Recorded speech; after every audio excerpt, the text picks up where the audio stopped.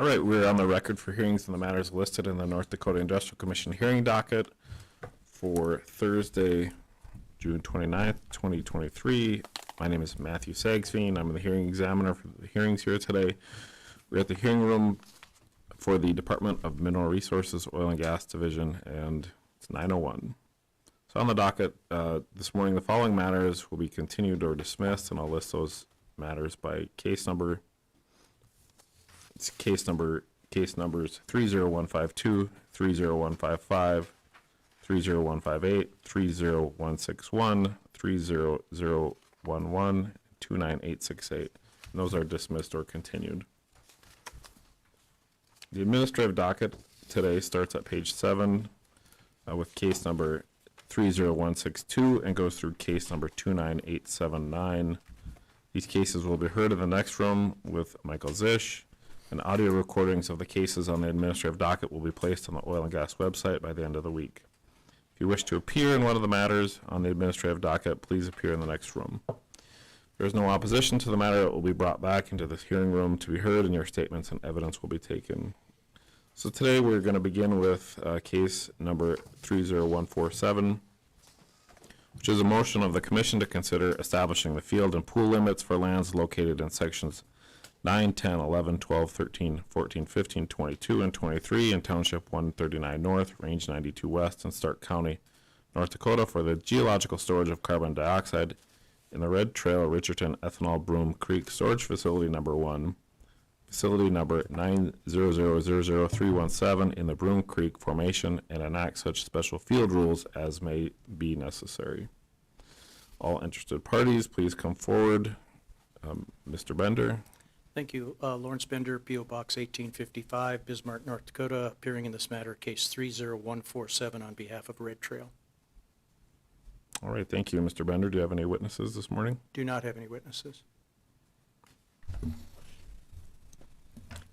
Absent any testimony, I'll hand it over to Commission staff for questions and any exhibits they may want to put into the record.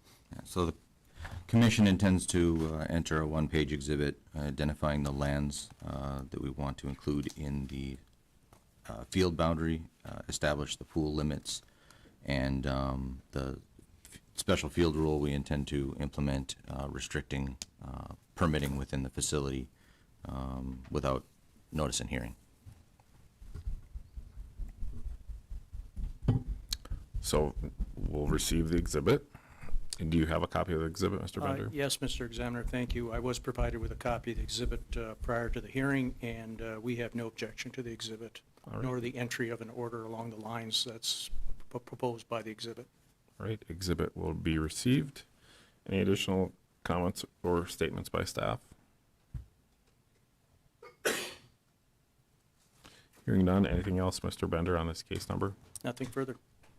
All right, that will conclude the hearing for case number 30147. Next on the docket is case number 30148, which is a motion of the Commission to consider establishing the field and pool limits for lands located in sections 35 and 36, Township 142 North, Range 184 West, sections 19, 20, 21, 22, 26, 27, 28, 29, 30, 31, 32, 33, 34, and 35, in Township 142 North, Range 83 West, in sections 1, 2, 12, and 13, in Township 141 North, Range 84 West, and sections 1, 2, 3, 4, 5, 6, 7, 8, 9, 10, 11, 12, 14, 15, 16, 17, 18, 19, 20, and 21, in Township 141 North, Range 83 West, in Oliver County, North Dakota, for the geological storage of carbon dioxide in the Minn Kota Center MRYS Broom Creek Storage Facility Number 1, Facility Number 9000330 in the Broom Creek Formation, and enact such special field rules as may be necessary. Mr. Bender? Thank you, Mr. Examiner. Lawrence Bender, P.O. Box 1855, Bismarck, North Dakota, appearing in this matter, case 30148 on behalf of Minn Kota. Do you have any witnesses this morning, Mr. Bender? No witnesses. All right, I'll hand it over to Commission staff. Do you have any Questions or exhibits you'd like to enter into the record? Commission intends to enter a one-page exhibit identifying the field boundaries. We intend to establish the pool limits and enact a special field rule that would restrict the permitting or drilling of wells within the field area without notice and hearing. All right. And Mr. Bender, do you have a copy of the exhibit? I do. I was provided one prior to the hearing, and I have no objection to the exhibit, and we support the request that the exhibit in essence be adopted as a field order. All right. Exhibit will be received, placed on the record. Any additional comments from staff? All right. Hearing none. Anything else, Mr. Bender? Nothing further. That'll conclude the, actually, so we're going to keep the record open for publication in this case. But it will close today's hearing for the receipt of any additional exhibits. So we'll move on to case number 30149, which is a motion of the commission to consider establishing the field and pool limits for lands located in sections 35 and 36, Township 142 North, Range 84 West, sections 19, 20, 21, 22, 26, 27, 28, 29, 30, 31, 32, 33, 34, and 35, in Township 142 North, Range 83 West. Also in sections 1, 2, 12, and 13 in Township 141 North, Range 84 West, and sections 1, 2, 3, 4, 5, 6, 7, 8, 9, 10, 11, 12, 14, 15, 16, 17, 18, 19, 20, and 21 in Township 141 North, Range 83 West, in Oliver County, North Dakota, for the geological storage of carbon dioxide in the Minn Kota Center MRYS Deadwood Storage Facility Number 1, Facility Number 9000332 in the Deadwood Formation, and enact such special field rules as may be necessary. All interested parties may come forward. Mr. Bender. Thank you, Mr. Examiner. Lawrence Bender, P.O. Box 1855, Bismarck, appearing in this matter, case 30149, on behalf of Minn Kota. Do you have any witnesses, Mr. Bender? No witnesses. All right. Commission staff, do you have any exhibits or questions? The commission staff intends to submit a one-page exhibit identifying the lands to be included in the field, the pool limit to be established, and the special rule enacted to prevent the permitting or drilling of wells in the facility area without notice and hearing. Hey, Mr. Bender, you have a copy of the exhibit? I do. Any questions or any issues? No questions, no objections to the exhibit, and Minn Kota has no objection to basically the contents of this exhibit being incorporated into a order of the commission. All right, exhibit will be received. Staff, any additional questions or exhibits? All right, hearing none, again, we'll keep the record open in this case for publication, but for the purposes of today's hearing, we will conclude the hearing and move on to the next case, which is case number 30150. Some motion of the commission to consider establishing the field and pool limits for lands located in sections 5, 6, 7, 8, 17, 18, 19, Township 145 North, Range 87 West, sections 1, 2, 3, 4, 9, 10, 11, 12, 13, 14, 15, 16, 22, 23, 24, Township 145 North, Range 88 West, and sections 30, 31, 32, and Township 146 North, Range 87 West, and sections 25, 26, 27, 33, 34, 35, 36, and Township 146 North, Range 88 West, all in Mercer County, North Dakota, for the geological storage of carbon dioxide in the DGC Beulah Broom Creek Storage Facility Number 1, Facility Number 9000347 in the Broom Creek Formation, and enact such special field rules as may be necessary. All interested parties, please come forward. Mr. Bender. Lawrence Bender, P.O. Box 1855, Bismarck, appearing this matter, case 30150, on behalf of DGC.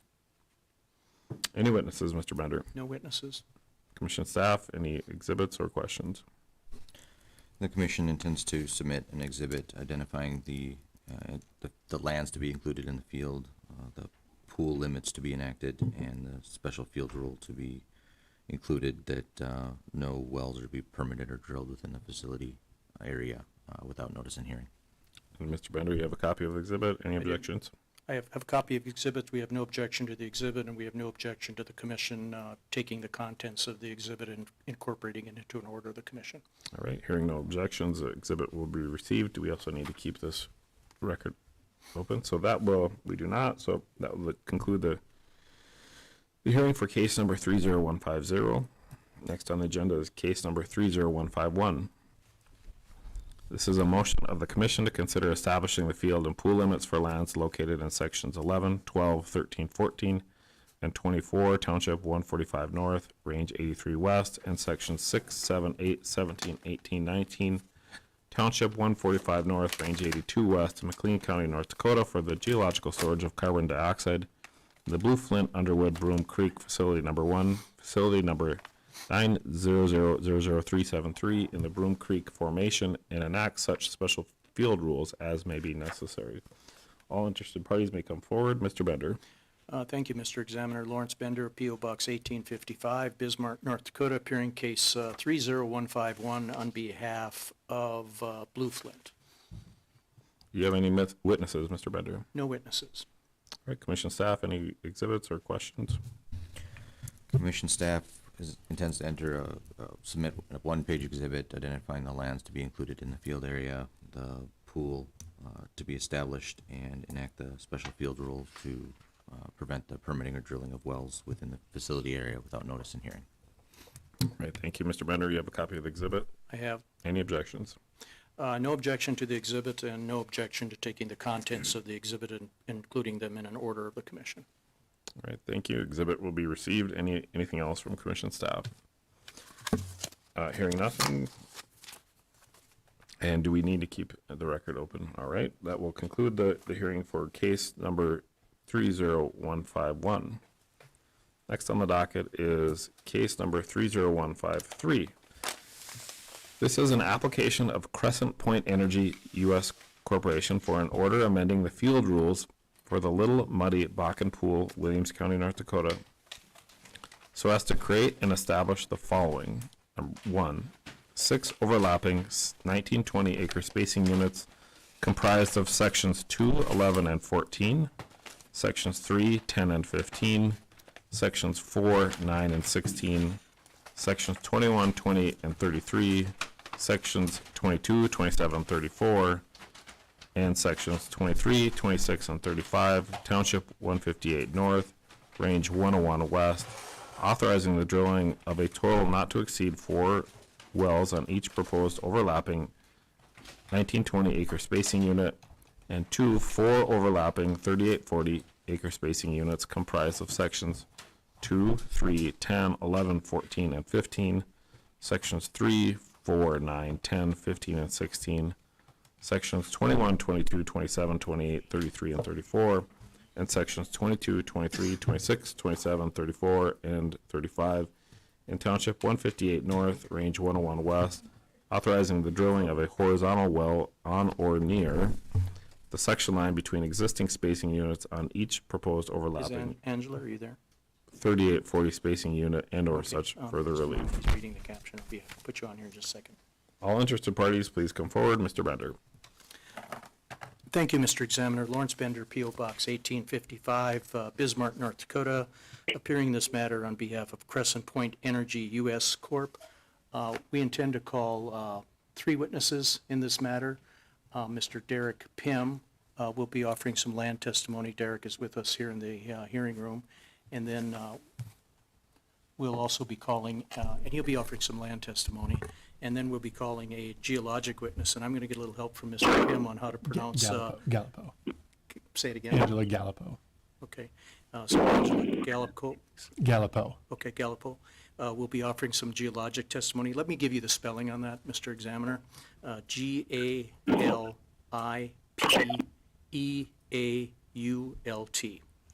And then finally, we'll be offering some engineering testimony, Marshall Doig. Doig. And that spelling on that is D-O-I-G. And our first witness will be Mr. Pym. And I've handed out the exhibits, Mr. Examiner. All right, thank you. Could you spell your last name, please? Derek Pym, last name is Pimm. Okay. Thank you, Mr. Pym. Could you raise your right hand, please? You solemnly swear or affirm under the penalties of perjury that the testimony you're about to give in this matter will be true and correct to the best of your knowledge and belief? I do. All right, you may proceed, Mr. Bender. Thank you, Mr. Examiner. Derek, let's turn to the packet of exhibits for case 31153. Do you have those in front of you? I do. Okay. Let's skip the cover page and go right to what's been previously marked as Exhibit 1. Can you identify Exhibit 1 for us and then briefly discuss what's contained on Exhibit 1?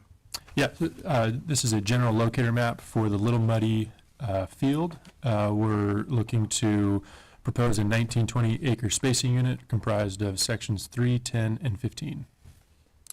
Okay, then let's go to Exhibit 2. So Exhibit 2 is broken down from the previous existing 1280 spacing unit with the working interest that Crescent Point has of section 3 and 10. And what is that percentage of interest? 95%, just over 95%. Okay, and then next exhibit, Exhibit 3. And then Exhibit 3 will be that final section to comprise the 1920 spacing unit for section 15 with a working interest of just over 95%, again, for Crescent Point Energy. Okay, and then Exhibit 4. And Exhibit 4 just identifies the proposed 1920 spacing unit with the working interest for those three sections as 95.5% for Crescent Point Energy. Okay, let's go on to the next 1920, Exhibit 5. Can you tell us what that is? So this will be the next proposed 1920 acre spacing unit for sections 2, 11, and 14. And Exhibit, okay, got pages stuck together here, so Exhibit 6. And Exhibit 6 will be the existing 1280 spacing unit for sections 2 and 11 with 98.82% working interest for Crescent Point. Okay, and Exhibit 7. And Exhibit 7 will have that final 640 piece of the full 1920 and section 14 with 99% working interest. And Exhibit 8. And Exhibit 8 will just comprise all three of those to create that 1920 spacing unit for a working interest of 98.8% for Crescent Point. All right, let's go to the next 1920, Exhibit 9. And so still staying in the Little Muddy field, so this proposed 1920 acre spacing unit will be 4, 9, and 16. And Exhibit 10. And Exhibit 10 will be the existing 1280 spacing unit of 4 and 9 with a working interest of 54.8%. And Exhibit 11. And Exhibit 11 will be the final 640 of that proposed 1920 spaced unit with Crescent Point having 100% of that working interest.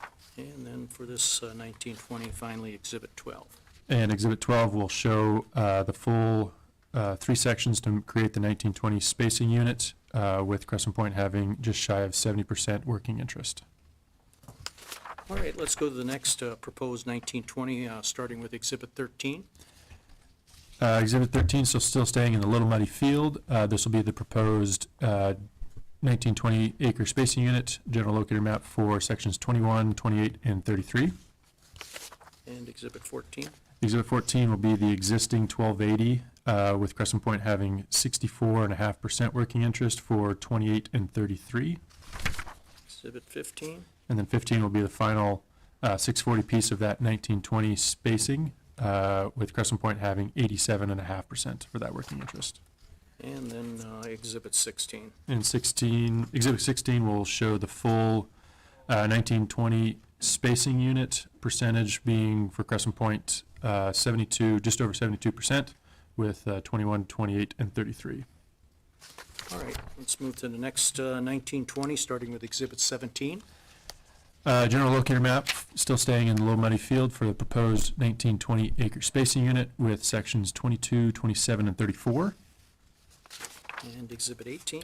And then 18 will show the existing 1280 spacing unit with Crescent Point having a working interest of 98.7%. And Exhibit 19. And then 19 will complete that proposed 1920 spacing unit for section 22 with Crescent Point having 100% working interest there. And then finally, for this 1920, Exhibit 20. And Exhibit 20 just shows the full proposed 1920 spacing unit with Crescent Point having 99.1% working interest. All right, let's move to the next 1920, Exhibit 21. Still staying in the Little Muddy Field, general locator map for sections 23, 26, and 35 for the proposed 1920 acre spacing unit. Exhibit 22. 22 shows the existing 1280 spacing unit for sections 26 and 35 with Crescent Point having 97.7% working interest. Okay, and Exhibit 23. 23 will complete that 1920 spacing, proposed spacing unit with Crescent Point having 84.1% working interest in that section. And then the final exhibit for this 1920, Exhibit 24. And Exhibit 24 will show the full working interest for Crescent Point as 93.2%. So that'll comprise of sections 23, 26, and 35. All right, let's move on to the next proposed spacing unit. This is a proposed 3840, starting with Exhibit 25. So general locator map for still the Little Muddy Field. Crescent Point is proposing a 3840 acre spacing unit, and this will comprise of sections 21, 22, 27, 28, 33, and 34. And I know the engineering witness is going to get into this in more detail, but this is a proposal for a section line well, is that correct? Yes, yep, Okay, section line, correct. let's go to Exhibit 26. Exhibit 26, breaking down the existing 1280s of that proposed 3840. Sections 28 and 33 currently comprise, with Crescent Point having 64.5% working interest. And Exhibit 27. Breaking down the existing 1280 for that proposed 3840, with Crescent Point having 98.7% working interest in sections 27 and 34. Let's go to Exhibit 28. 28 will be 640 acres of the proposed 3840, with Crescent Point having 87.5% working interest in section 21. And Exhibit 29. And Exhibit 29, that'll be the final 640 acre piece of the proposed 3840, with Crescent Point having 100% working interest in section 22. And then for ownership in the 3840 as a whole, let's go to Exhibit 30. Exhibit 30 will show the full proposed 3840, with Crescent Point having a working interest of 85.7% working interest. Okay, let's go to the next 3840, and once again, this is for a section line well, is that correct? Correct. Okay, let's go to Exhibit 31. Okay, so Exhibit 31, general locator map for a proposed lease line well. So the proposed 3840 acre spacing unit would be comprised of sections 22, 23, 26, 27, 34, and 35. Okay, and as far as a breakdown, let's start with Exhibit 32. So the existing 1280 spacing unit in sections 27 and 34 with a working interest for Crescent Point of 98.7%. And Exhibit 33. Exhibit 33 shows the existing 1280 spacing unit for Crescent Point with, for sections 26 and 35, Crescent Point having a working interest of 97.7%. Okay, and why don't you just take Exhibits 34 and 35, you can just walk through those without interruption from me. Yep, perfect. So 22 and sections 23 will be the final piece of that proposed 3840, each being 640 acre spacing, or each being 640 acres, with Crescent Point having 100% in section 22 and 84.1% working interest in section 23. Okay, and the 3840 as a whole? And then Exhibit 36 will show the full proposed 3840 spacing unit, with Crescent Point having a working interest of 96.1%. So sections 22, 23, 26, 27, 34, and 35. Okay, let's go to the next 3840, once again, section line well, is that correct? Correct. Okay, Exhibit 37. Okay, Exhibit 37, general locator map, identifying a proposed section line well for a 3840 acre spacing unit in the Little Muddy Field, comprised of sections 2, 3, 10, 11, 14, and 15. And Exhibit 38. Exhibit 38 will be the existing 1280 spacing unit of 3 and 10, with Crescent Point having a working interest of 95.8%. And Exhibit 39. 39 will be another existing 1280 spacing unit, sections 2 and 11, with Crescent Point having 98.8%.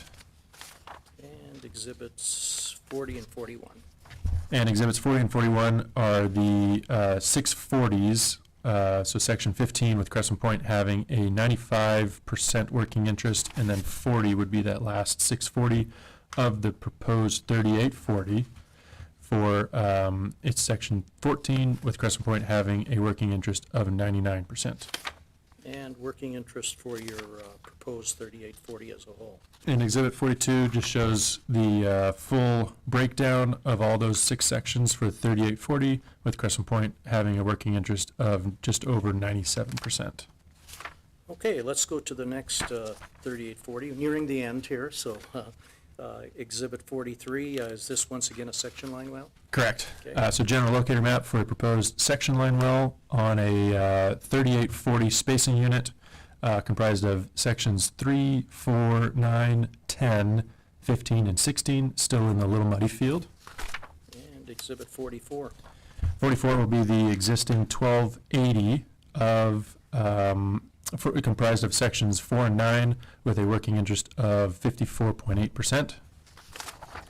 And Exhibit 45. And 45 will show the existing spacing unit of the 1280, 3 and 10, with a working interest of 95.8%. And Exhibit 46 and 47. And Exhibit 46 and 47 will show the 640s to make up that full 3840, Crescent Point having 100% of working interest in section 16 and 95% in section 15. All right, and then the 3840 as a whole, Exhibit 48. Exhibit 48 will show the full proposed 3840 spacing unit, with Crescent Point having a working interest of 82.7% to create that section line well for the 3840.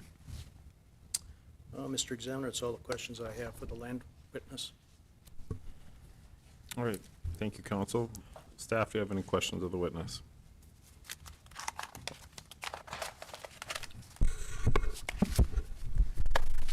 I'm sorry, before you answer that, are you wishing to, or seeking to have those exhibits admitted?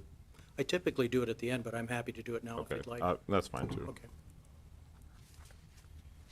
Derek, I was looking at, I'll just look at Exhibit 18.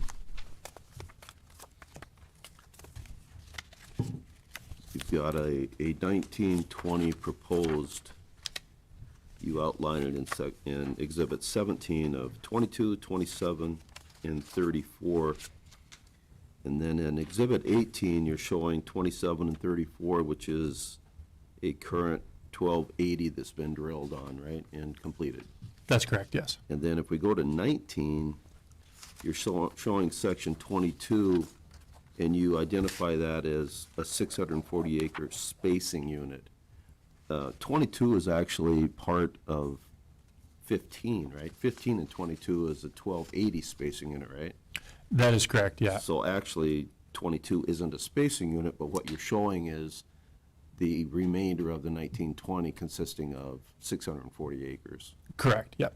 Okay. In this particular case, would, just looking at royalties that would be dispersed on a 1920 consisting of 22, 27, and 34, would you disperse a third of those to the 1280 consisting of 15 and 22? Or do you just give a third of it to section 22? The 22 owners within 22? Do you know?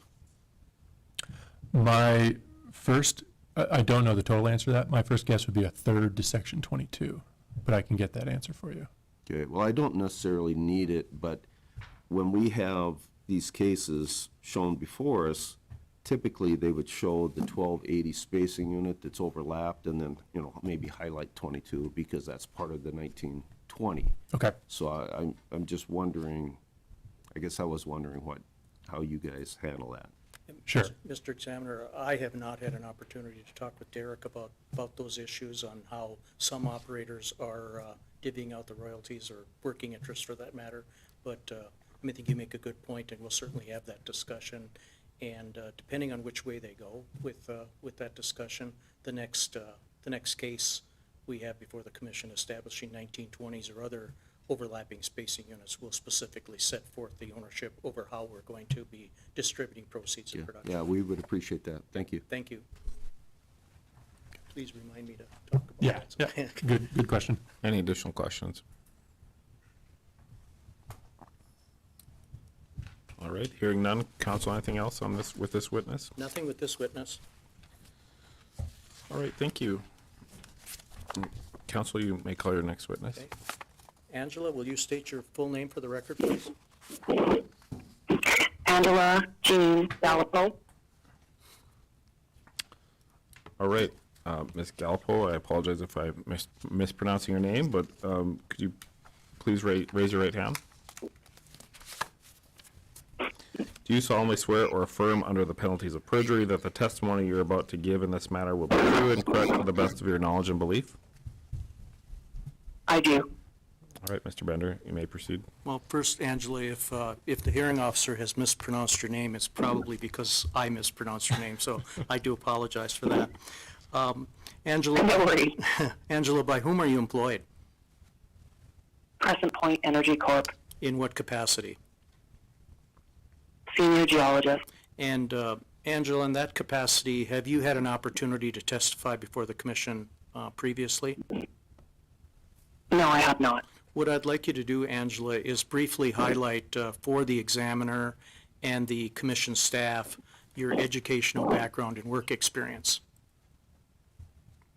Sure, no problem. I have an undergraduate degree from the University of Western Ontario, graduated 1999. I've been working in the industry for 24 years, and I've been with Crescent Point for 15 years. And in that capacity, have you made a thorough study and review of all the relevant geologic matters concerning the requests of Crescent Point in this hearing today?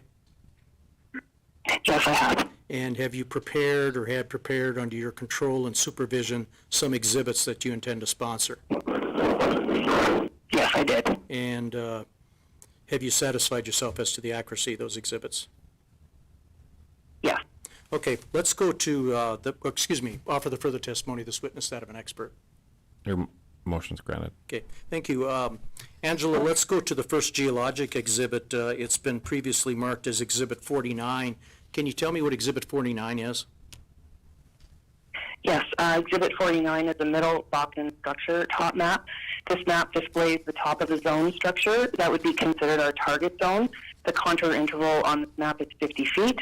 The orange star bottom right is the location of our primary type log, and the dark green stars are locations of our secondary type logs. These are vertical penetration wells with core, which aid us in our reservoir properties analysis and thickness trends. And with the red outline, you're depicting some of the 1920s that you're requesting be established in this area. Is that correct?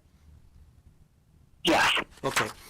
Let's go to Exhibit 50. Once again, identify and then briefly discuss what's contained upon it. This is the same map. So the map again displays the top of our structure zone where we would consider that our target. The contour interval again is 50 feet.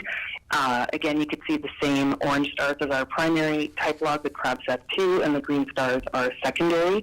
And on this map in multicolor here, we've displayed the other spacing units. All right, let's go then on to the next exhibit, next geologic exhibit, Exhibit 51. Can you identify that exhibit and briefly describe what's contained upon it? Sure, this is our CRABSEP 2 main type log at Crescent Point. The left track, you can see a gamma ray curve where I've shaded our TOC source rocks in green.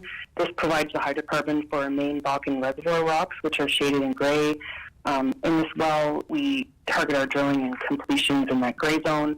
And the bottom table just summarizes the zone top bottom, thickness, and reservoir properties for this type log. No further questions on this witness? Thank you. Does commission staff have any questions? Angela, I believe you indicated this, but this type log is for the orange star on the previous maps, correct? Yes, sir. And you're not submitting additional type logs, it's just this one type log, you just identified some of the other wells on the structure Yeah, maps. we correlate everything back to this type log because it has the most amount of data that we've acquired for Crescent Point. Okay, thank you. You're welcome.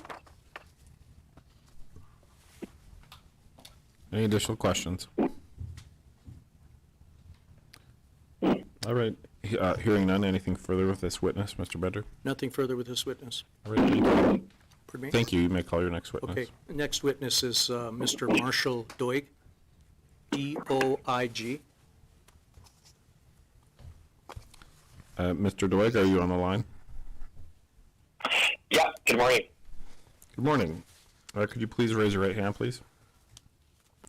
Absolutely. Do you solemnly swear or affirm under the penalties of perjury that the testimony you're about to give in this matter will be true and correct to the best of your knowledge and belief? I do. Marshall, let's go back to the packet of exhibits. We've gotten through exhibits 1 through 51. I'm going to direct your attention to exhibit 52. And what I would like you to do, Marshall, is identify exhibit 52 and then briefly discuss what's contained upon it. Yeah, so looking at Exhibit 52, following exhibits are going to be very identical, so I'll just kind of outline everything. Let me, The orange, I'm sorry, Marshall, Yeah. let me stop you. I didn't go through your introductions. I apologize for that. You've stated your name for the record. Can you tell us by whom you're employed? Crescent Point Energy Corp, In what capacity? Senior Development Engineer. And in that capacity, have you testified before the commission previously?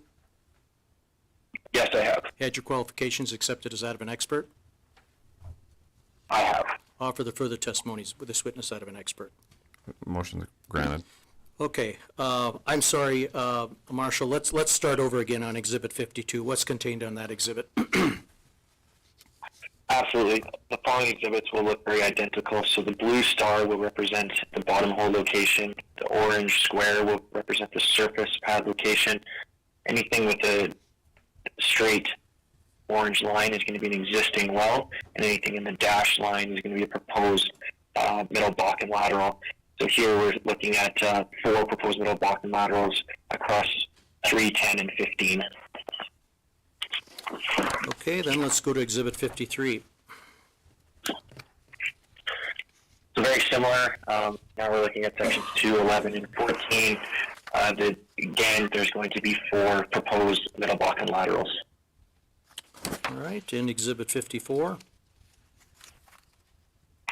Again, in Township and Range, just looking at section 4, 9, and 16. And again, we see that we have 4 proposed middle Bakken laterals. And Exhibit 55. Again, very identical. Here we are looking at 4 middle Bakken laterals across sections 21, 28, and 33. And 56. Again, very similar. We're looking at sections 22, 27, 34, and there's 4 proposed middle Bakken laterals. And Exhibit 57. And again, looking at sections now 23, 26, and 35 for 4 proposed middle Bakken laterals. Okay, now let's move to development on the 3840s. Let's go to Exhibit 58. Absolutely. So a little bit different here. There's going to be one different colored line. That's the black dashed line, which would represent the proposed lease line. Aside from that, we see the dashed proposed middle Bakken laterals, and this is across sections 21, 22, 28, 27, and 33 and 34. Okay, and Exhibit 59. So very similar to the last one. Again, we have a proposed lease line, and now we're looking at, it looks like there's a total of 6 middle Bakken laterals aside from the lease line. And Exhibit 60. And on this exhibit, we are again looking at, there is a proposed lease line in addition to the 8 middle Bakken laterals across sections 2, 3, 10, 11, 14, 15. And Exhibit 61.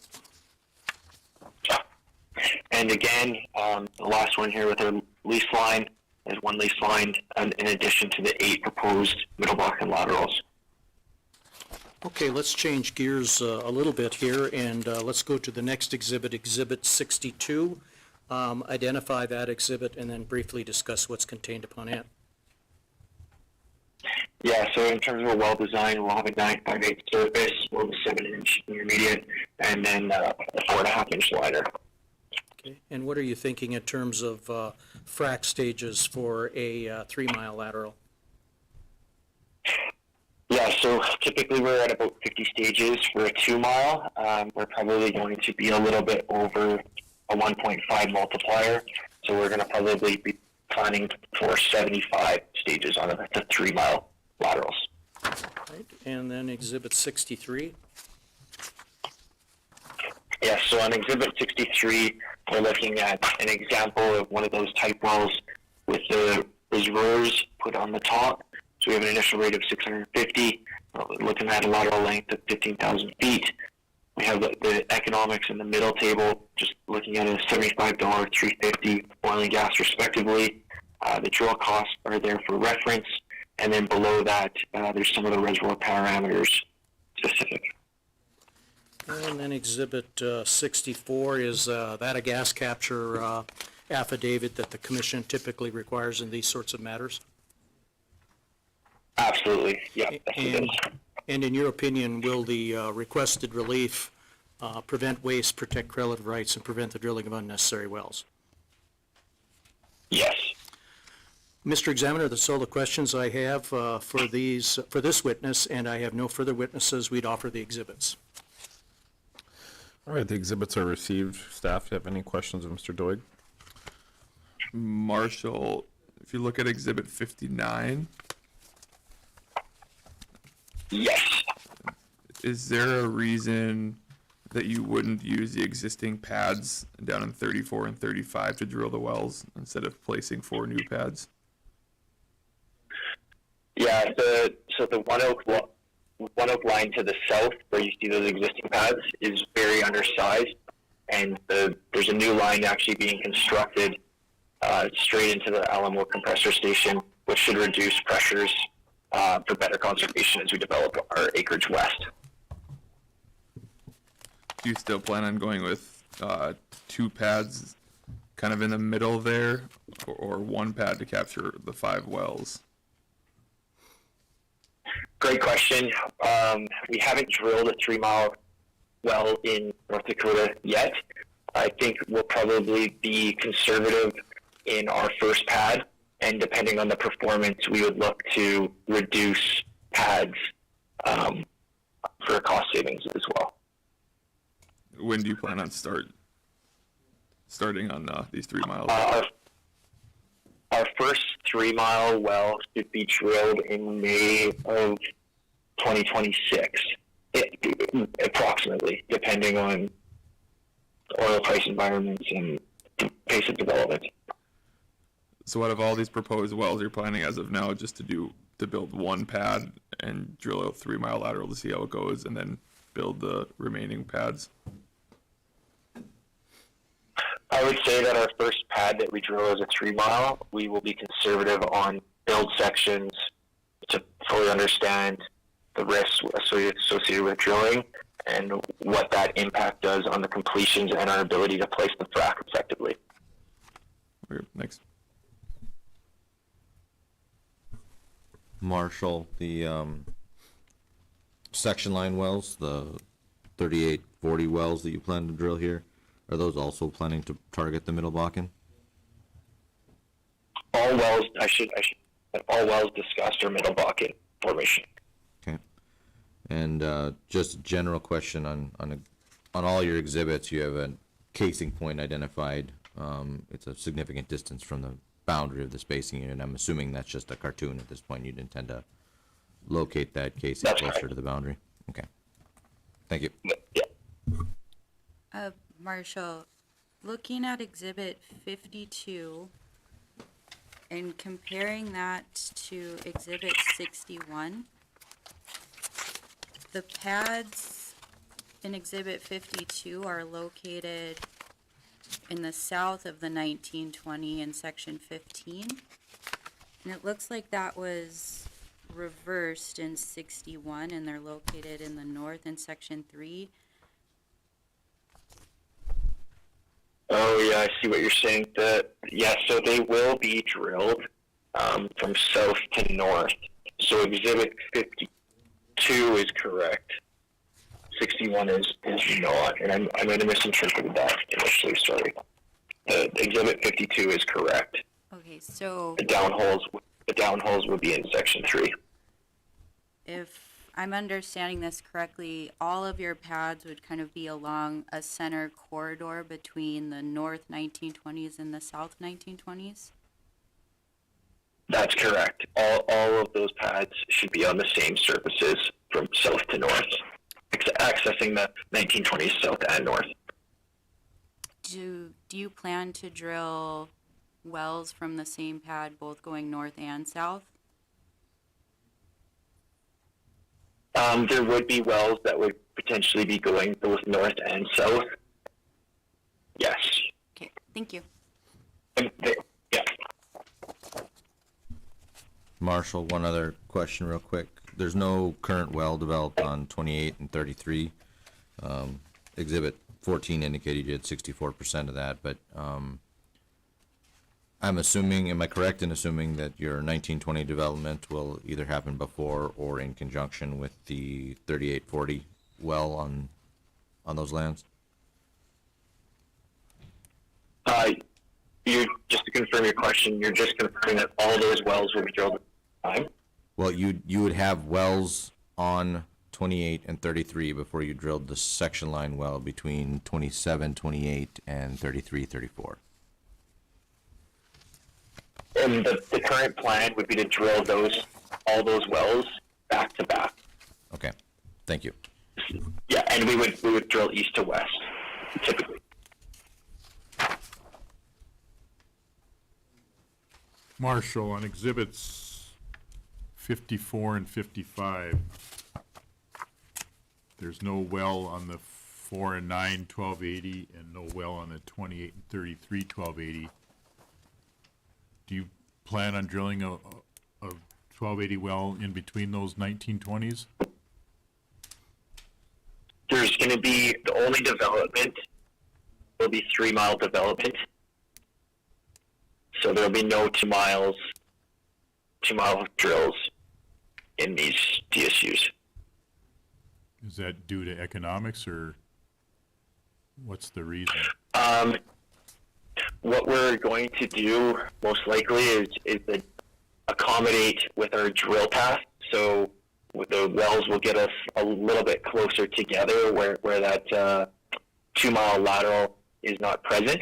So in sections 4 and 9 and sections 28 and 33, the wells will actually come together slightly, and the completion design will accommodate to capture that further distance between the wells with a more aggressive approach. So would your plan be to, in 4 and 9 and 28 and 33, to try to get those wells somewhat evenly spaced across those open lands? That is correct. They would kind of all slide together just slightly, so they wouldn't be necessarily straight drills like typical. Okay, thank you. Marshall, I think it'd be important for us to have that in the record, if you would supplement exhibits 54 and 55 to show that on how they would be drilled, and then just indicate that you plan to have a more aggressive stimulation on that last 2 miles. Yeah, we can absolutely do that. The exhibits are definitely just a kind of an art form of it, but we can show what our proposed annotation would be. We don't have true bottom holes or anything, but we can definitely put together that material for you. And I didn't hear your answer. Are 1280s uneconomic, or is it just the 3 miles are more economic? The 3 miles are more economic. And why are you waiting until May of 26 to drill these wells? That would just be the very far west wells. It would be the end of our development. So as we work east to west, that's kind of just when the bulk of those 3 miles are being drilled in sections 4, 9, 16, and 21, 28, 33.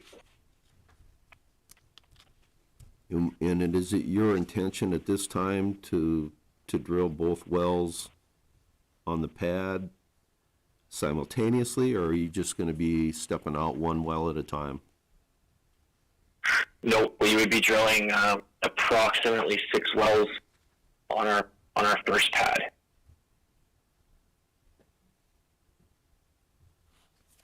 Three going north and 3 going south.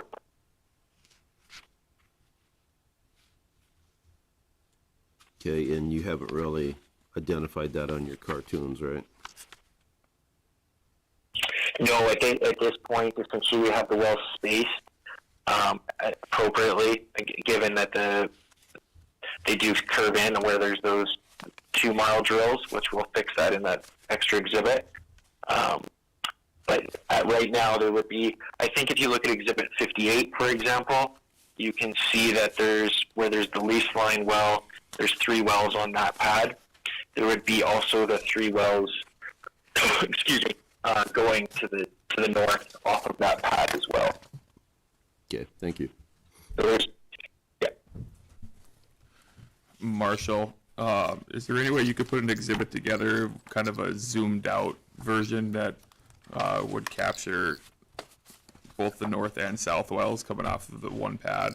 That way we can kind of visualize that. Absolutely. Thank you.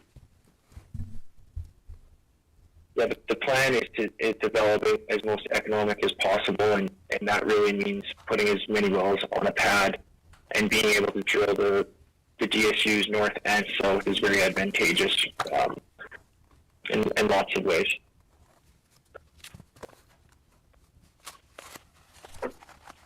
Any additional questions? Anything else, Mr. Bender? Nothing further. Oh, I guess we'll need to leave the record open for these supplemental exhibits. Derek, what are you thinking? How much time do we need to prepare those? 10 days, 15 days, or what do you think? 10 days would be just fine. Okay. I don't have a calendar in front of me, but I know maybe the 12th, I think, is, take a quick look here. Lawrence, that's totally feasible. The, July 12th? Yeah. Okay. Yeah, so we'd request the record remain open until July 12th for the receipt of the supplemental exhibits. All right, I'll grant the request. Any additional witnesses or anything else on this matter? Nothing further in this matter, Mr. Examiner. Thank you. All right, thanks. We will conclude the hearing, but keep the record open for case number 30153. And we will move on to case number 30018. And this is a continued application of Crescent Point Energy U.S. Corporation for an order amending the field rules for the Little Muddy Bakken Pool, Williams County, North Dakota, so as to create and establish an overlapping 2560 acre spacing unit comprised of sections 1, 2, 11, and 12 Township 158 North, Range 101 West, authorizing the drilling of a horizontal well on or near the section line between existing spacing units of said proposed overlapping 2560 acre spacing unit and such other relief. All interested parties come forward. Mr. Bender. Thank you, Mr. Examiner. Lawrence Bender, P.O. Box 1855, Bismarck, North Dakota, and I'm appearing in case 30018 on behalf of Crescent Point Energy U.S. Corp. We intend to call the same three witnesses in this case as we called in the previous case. All right, Mr. Bender, you can call your first witness. Okay. First witness is Derek Pym. Mr. Derek Pym.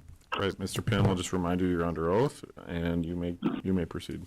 Thank you. Derek, let's go to Exhibit 1 in the packet of exhibits. Let's skip the cover page for 30018. As you've done in the previous cases, identify this exhibit and then briefly discuss what's contained upon it. Okay, general locator map. So this is we're still in the Little Muddy Field for sections 1, 2, 11, and 12. And this will be identifying a proposed 2560 acre spacing unit for a section lease line well. Okay, and Exhibit 2. Exhibit 2 shows the existing 1280 spacing unit for sections 2 and 11 with the working interest for Crescent Point as 98.8%. And Exhibit 3. Exhibit 3 will show the other half of that 2560 spacing unit. So this is the 1280 of 1 and 12 with a working interest of 78.5%. And then Exhibit 4. And Exhibit 4 will show the full proposed 2560 spacing unit for the sections 1, 2, 11, and 12, with Crescent Point having a working interest of just over 88.5% working interest. No further questions of the land witness. Any questions from staff?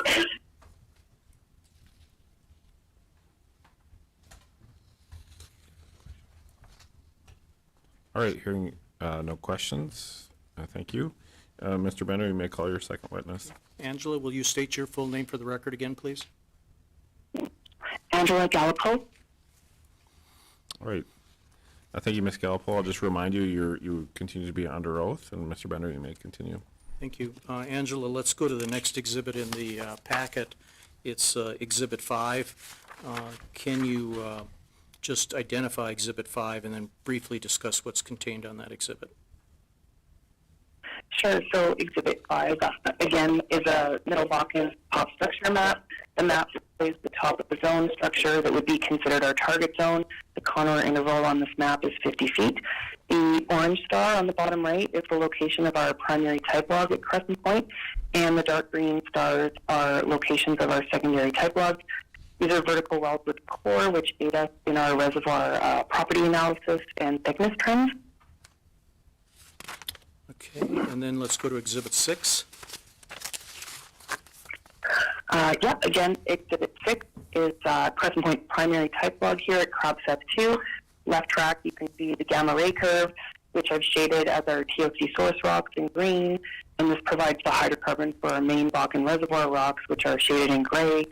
This is where we target our drilling and completions, and the bottom table, again, summarizes the zone top-bottom thickness reservoir properties for this type log. No further questions of this witness.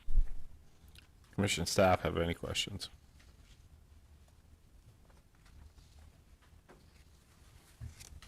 All right, not hearing any questions.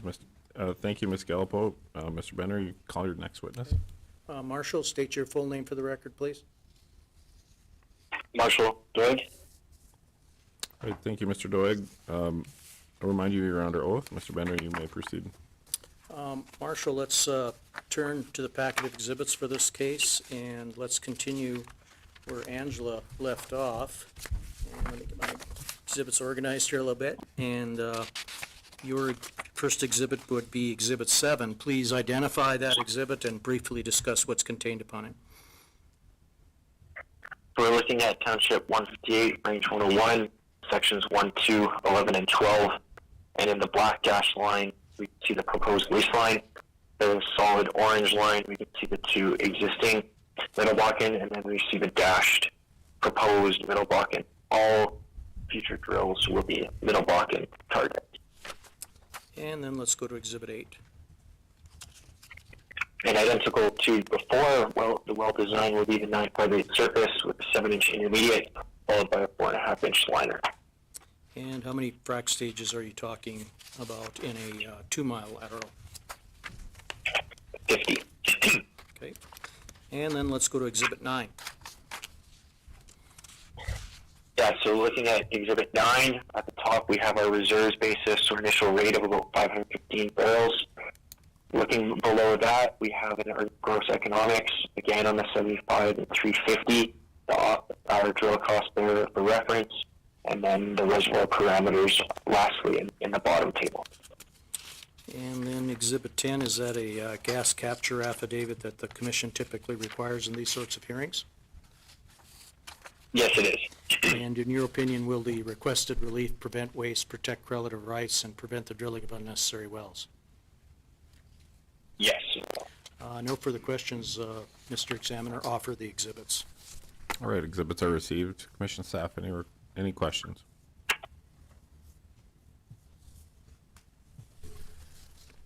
Marshall, this is Bruce Hicks. When I look at Exhibit 7, I'm looking at 2 and 11, okay? And it looks like you're going to fully develop that on a 1280 with additional wells. But if I look at Exhibit 53 in the previous case, you're developing these, we just heard these cases, and you're developing 2, 11, and 14 on 1920s and not drilling any 2-mile laterals. Unless I'm missing something, what's going on?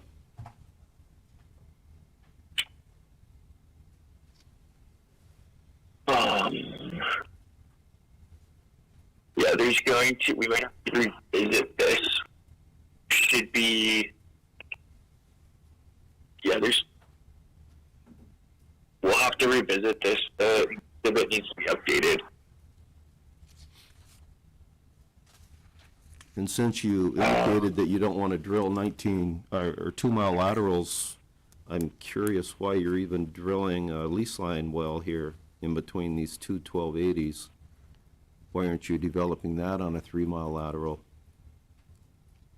So if you, the map, it needs to zoom out, but if you look to the south, there's 2 wells that have been developed already, not allowing us to drill 3-mile development.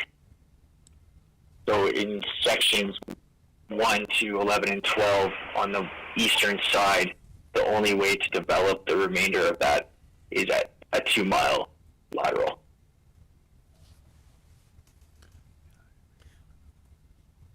Mr. Hicks? Yeah. Derek may be able to add a little bit more to that if you'd like. Okay, well, I can see in 1 and 12 why that's 1280 development, but I was asking about 2 and 11, and 2 and 11 and 14 were proposed as 3-mile laterals, not 2-mile as you're showing it here. So I guess if Derek can add something to that, that would help. Well, what, I don't want to have the record confused as to Okay. who's testifying, so how Just about you call call it. Mr. Okay. Pym after Okay. Thank you, Mr. Mr. Doig?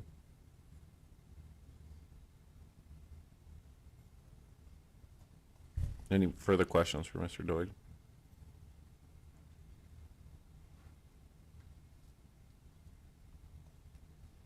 All right, hearing none. Mr. Bender, would you like to recall Mr. Pym? Yes, we'll recall Mr. Derek Pym. Derek, you heard the question Mr. Hicks asked. Do you have a response? Yeah, good question. So if we look at Exhibit 5 of case 30018, sections in the structure map there, there's an existing 2-mile lateral starting in section 11 going north. So the east half, I think our plan would be to develop that eastern half for the 1280 spacing.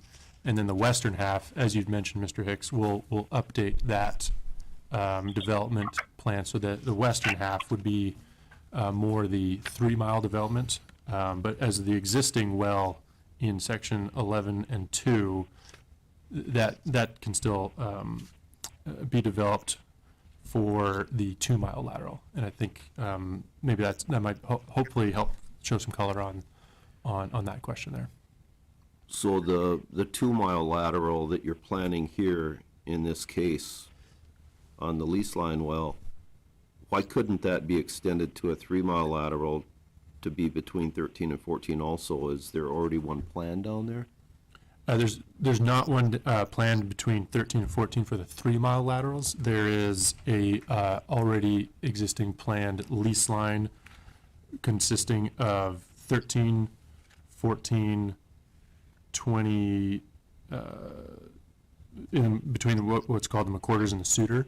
That's already a 2560. So there's already a planned lease line just south of this proposed Okay, but 2560. I guess my point is that if you really believe in 3-mile laterals, why are you planning to drill 2-mile lease line wells? Because if you haven't drilled it yet to the south, you could change that to well, maybe you can't, you can't add that to another one is what you're saying. So it's a 2-mile lateral. You can't go further south and add another 3-mile lateral. Correct, yeah, and the western half of 13 and 24, that western lease line, is planned to be drilled in end of September. Okay. We've got a drilling rig, and that pad is built. Okay, well, if you'll revise that exhibit to show us how that would be developed, that would be good. Yep, Thank absolutely.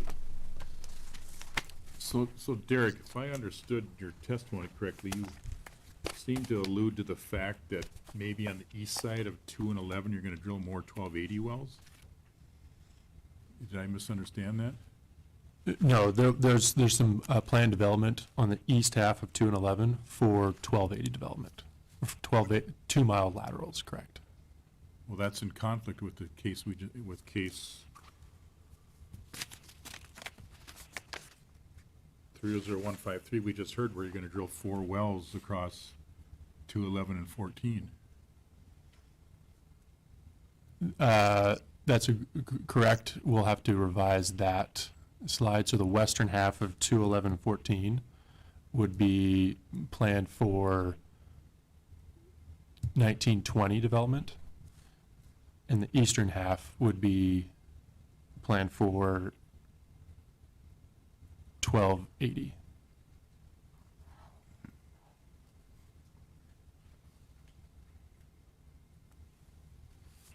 So that's gonna be problematic, because now what are we gonna do with section 14? And if you're not gonna drill, 14 would look similar to 2 and 11, where the eastern half, east of the existing held by HBP well, would still have 1280 development, 2-mile development. again, that's in direct conflict with the testimony we just heard in the previous case. Are you sure that's what you're planning? Yes, there are existing, there's development on the eastern half of 2 and 11 and Because the result of this, of the previous case, what happened, based on the testimony we heard, the commission would downspace 2 and 11 to 1 well per 1280. We had downspace 14 and 23 to 1 well per 1280. We would downspace all the 1280s that have a well in them to 1 well per 1280. So what you're telling me you want to do here would not be possible without another hearing. And, I mean, I'm not planning for Crescent Point, but it just seems a little unusual that you would do 1280 development on one side of the existing well and then do 1920 development on the other side when it's wide open for 1920 development. I'm going to interject here. It looks to me like what you were saying is in 1 and 12, you're going to develop that on 1280s because the spacing unit below it, 13 and 24, is somewhat fully developed on 1280s. But in 3 and 11, or excuse me, 2 and 11, that you don't plan 1280s there, that you're going to develop those further with 3-mile laterals consisting of 2, 11, and 14, as you presented in case 3153. That's what it looks like you're doing. Perhaps we should prepare a map that has this entire area on it and put in the wells and submit that as a supplemental exhibit so that we can look at the whole thing and submit that to the commission and see. That's what Jared had asked for in the last case, is the overall Okay, map showing that. I think that would be helpful, and then we could, but include it in this Okay. case as well. that would be good, thank you. And then I guess a determination can be made whether what we were requesting still fits in with what we've advertised for at that point in time. So Yeah, I and think we Mr. can put- Herring-Zimmer, I'd like to combine the records in these two cases so we have all the information in front of us. And also to help me out, because I forgot to ask a couple of questions in the last case. Well, then I'll object, but no,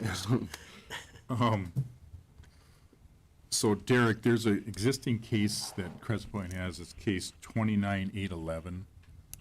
And part of that application is to establish a lease line 2560 between 1 and 12 of 158, 101, and 6 and 7, 158, 100, which that seems plausible based on what we're seeing here.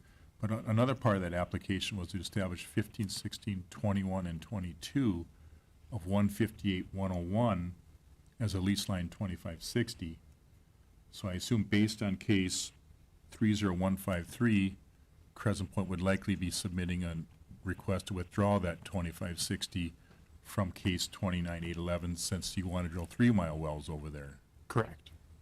And then there's a couple of existing lease line 1280s set up, 14, 15, 22, and 23 of 158, 101, and 26, 27, 34, and 35 of 158, 101. I assume you'd want those lease lines terminated. Correct. Okay, thank you.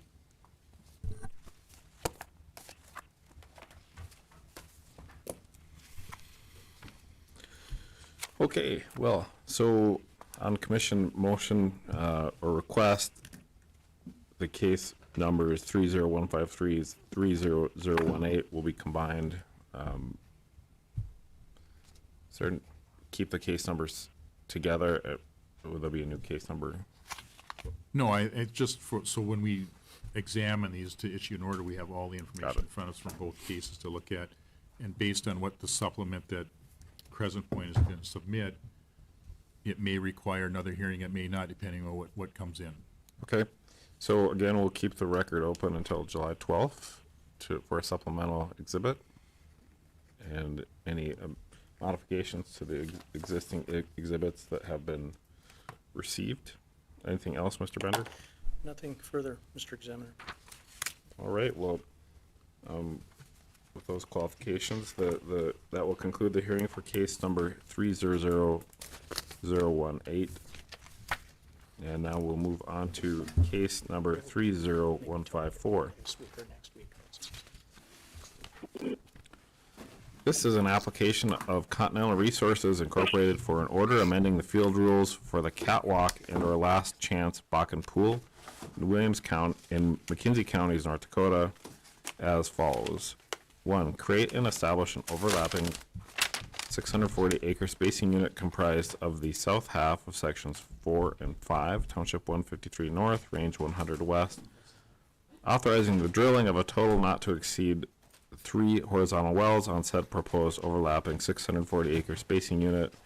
And number 2, create and establish an overlapping 1,600-acre spacing unit comprised of sections 28 and 33, Township 154 North, Range 100 West, and the north half of Section 4, Township 153 North, Range 100 West, authorizing the drilling of a total not to exceed 5 horizontal wells on said overlapping 1,600-acre spacing unit, with a lateral of 1 well to be located approximately 462 feet from the west line of said proposed 1,600-acre spacing unit.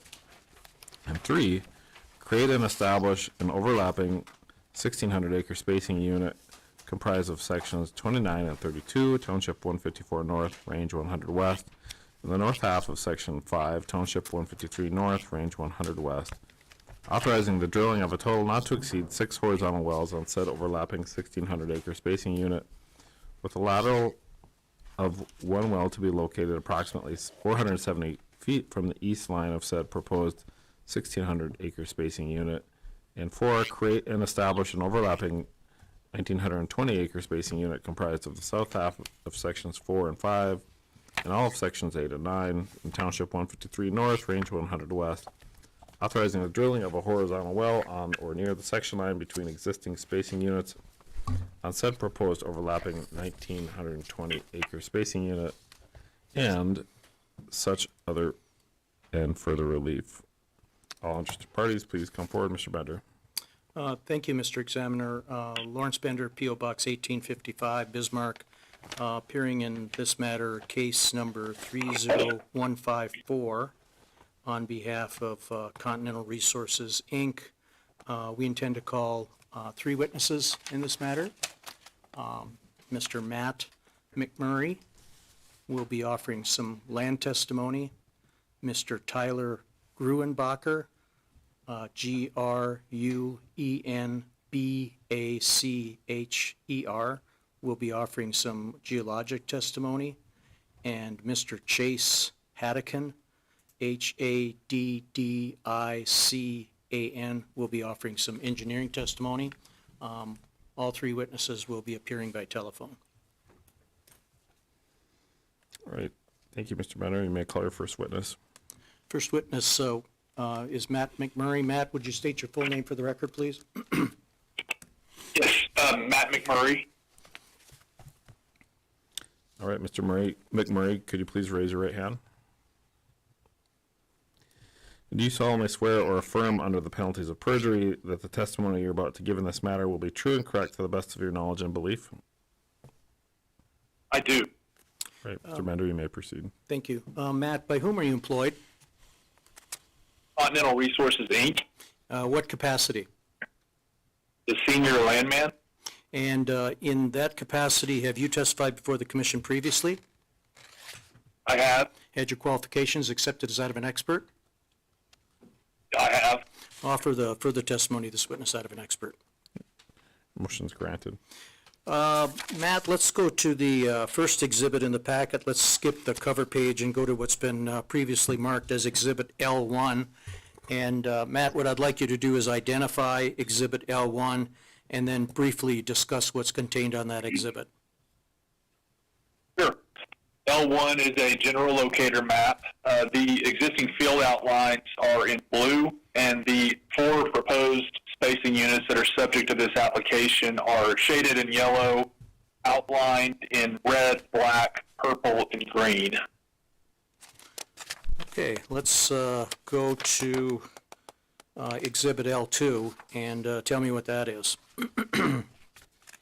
L2 is a land plat for a proposed 640 acre spacing unit containing the south half, that should be south half, I'm sorry there, south half of sections 4 and 5, 153 north, 100 west, along with a working interest summary for the proposed spacing unit.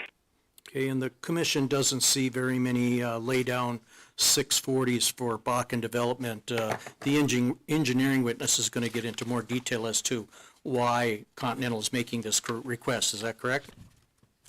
That is correct. Okay, let's go on then to L3. Tell me what L3 is. L3 is an existing spacing unit comprising sections 28 and 33, 154 north, 100 west, along with a working interest summary for that existing spacing unit. And L4? L4 is a land plat comprising 320 acres in the north half of section 4, 153 north, 100 west, along with a working interest summary for that 320 acres. Okay, and then L5. L5 is a land plat comprised of the 2 previously mentioned land exhibits for a proposed 1,600 acre spacing unit, along with a working interest summary for that proposed 1,600 acre spacing unit. And because Continental Resources has less than a majority interest in this proposed 1,600 acre spacing unit, will Continental have discussions with other working interest owners to determine who should be the operator? Yes, we will. All right, let's go on to L6. Tell me what L6 is.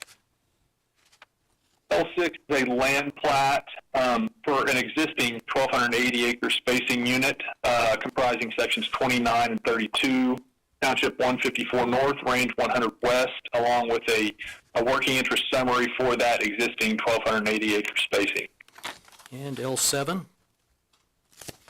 L7 is a land plat for 320 acres comprised of the north half of Section 5, 153 North, 100 West, along with a working interest summary for that 320 acres.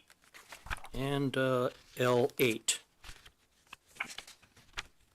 L8 is a land plat comprising lands from the two previously mentioned exhibits for a proposed 1,600 acre spacing unit, along with a working interest summary for the proposed 1,600 acre spacing unit. And once again, Continental does not have a majority interest. Will Continental have discussions with other working interest owners to determine who should be the operator?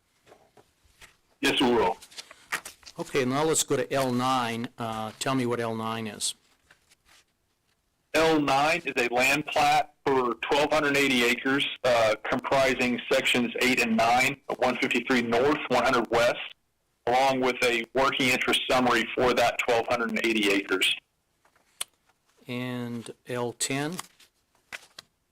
Yeah, in L10, I'm going to refer the commission back to L2, where we had a working interest summary for 4 and 5, 153 North, 100 West. I didn't want them to think I was skipping that piece because it is included earlier in the exhibit packet. But now I'll go ahead and L10 is a land plat for a proposed 1,920 acre spacing unit comprising the land from L9 and L2, along with a working interest summary for that proposed 1,920 acre spacing unit. That's all the questions I have for the land witness at this time. Questions from staff?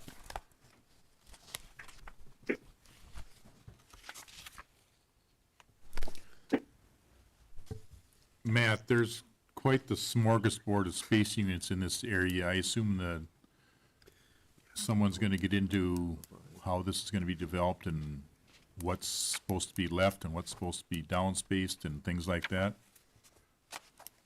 Yes, and all the producing wells, obviously we want the spacing for those wells to remain intact. Late last year, we heard some cases in this area to create 3-mile spacing units among these lands. We will want to dissolve those spacing units. We previously heard, I don't have the case number in front of me, but we would like the requested spacings from this case to replace that 3-mile development that was approved last year. Okay, thank you.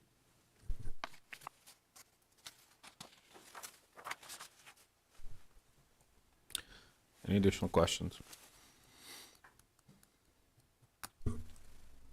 Yeah, Matt, I'm I might be getting a little bit ahead of myself with the development plan part of this, but I have a feeling the ownership in 31, 6, and 7, just to the west of the area you're looking at spacing here, might come into play to some extent as you're overlapping some of those spacing units and taking some stuff out of them, but would you be able to provide the Continental's ownership in 6 and 7 and 31 if needed? Absolutely. Okay. Thank you. All right, any further questions? All right, Mr. Bender, anything else with this witness? Nothing more with this witness, Mr. Examiner. All right, you may call your next witness. Tyler, will you state your full name for the record, please?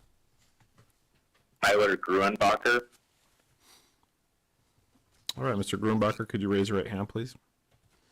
Do you solemnly swear or affirm under the penalties of perjury that the testimony you're about to give in this matter will be true and correct to the best of your knowledge and belief?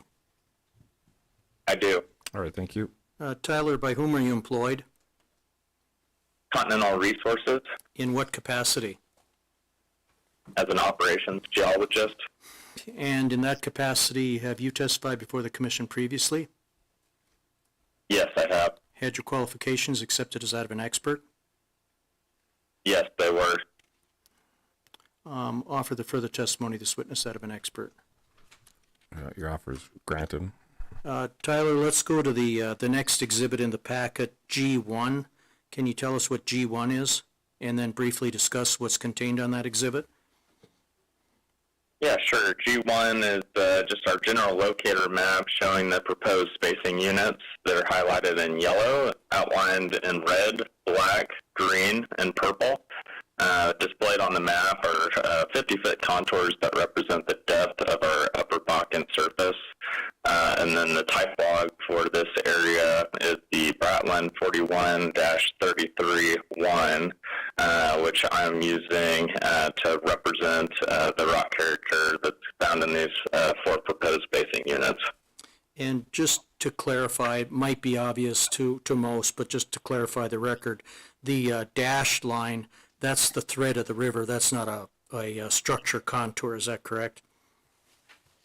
That's correct. That's just representing the county boundary, which follows the river there. So that is not part of the contours for the upper Bakken surface.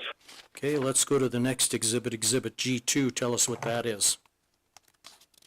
Exhibit G2 is the type log that was denoted on Exhibit G1. It displays our Bakken pool and both the catwalk and last chance fields, which goes from 50 feet above the upper Bakken shale through the Bakken and Three Forks formations to the base of the Three Forks or the top of the Bird Bear. And then the reservoir parameters that are associated with this type log and representing these spacing units can be found at the base of this exhibit. And the engineering witness can discuss in further detail or answer questions on with respect to development being Middle Bakken, Three Forks 1, 2, et cetera. Is that correct? That's correct, yes. No further questions of this witness. Staff have any questions?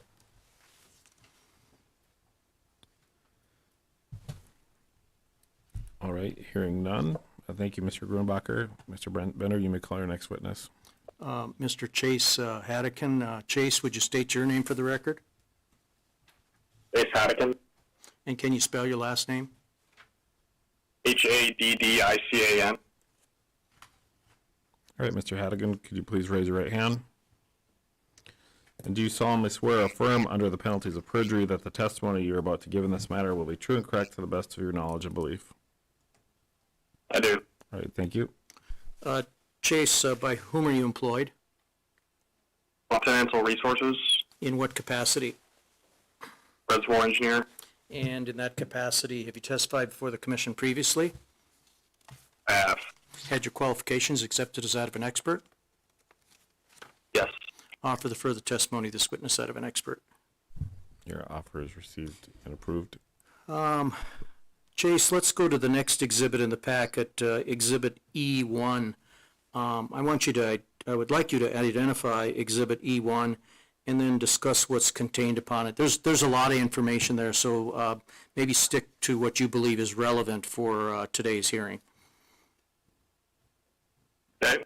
Exhibit E1 is a directional plot for the 4 proposed 640, 1600, and 1920 acre spacing units. The main point of this exhibit is to outline the existing development in those units with solid green lines and solid pink lines representing existing Middle Bakken and Three Forks wells respectively, and the dashed green lines indicating the proposed Middle Bakken wells.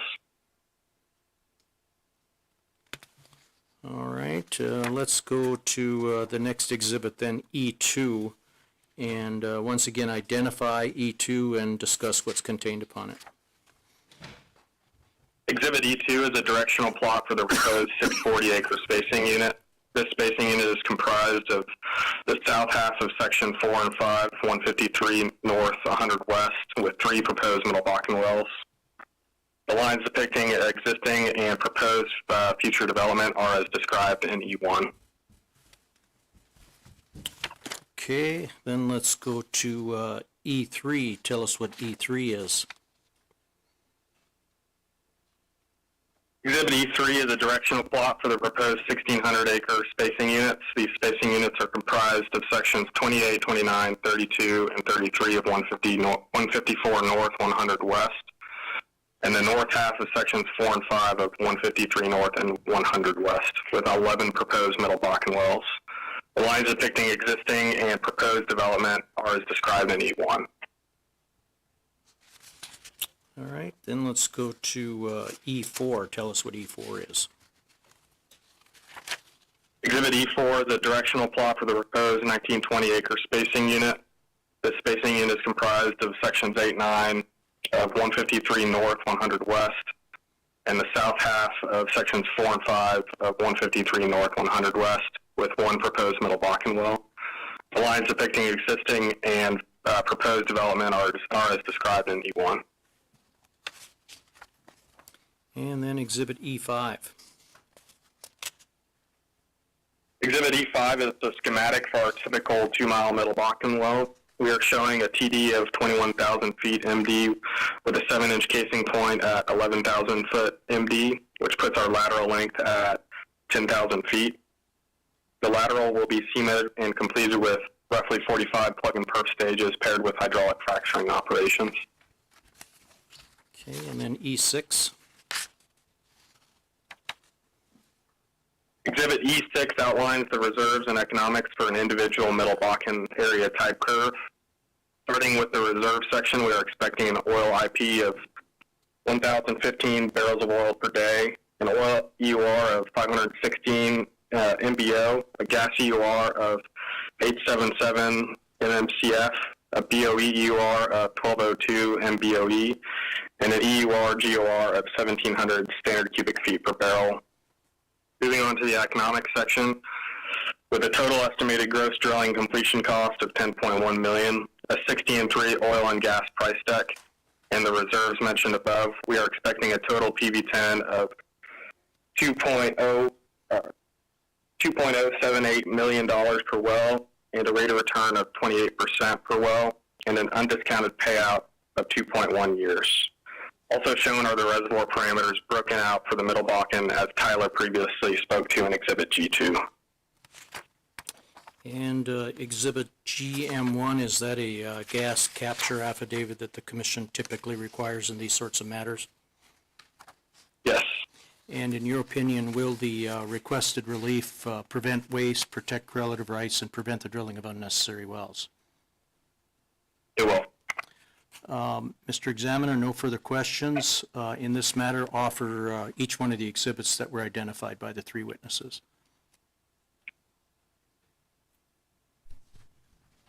Exhibits are received, although I just noticed that Exhibit GM1 is signed by Mr. Gray Mongold.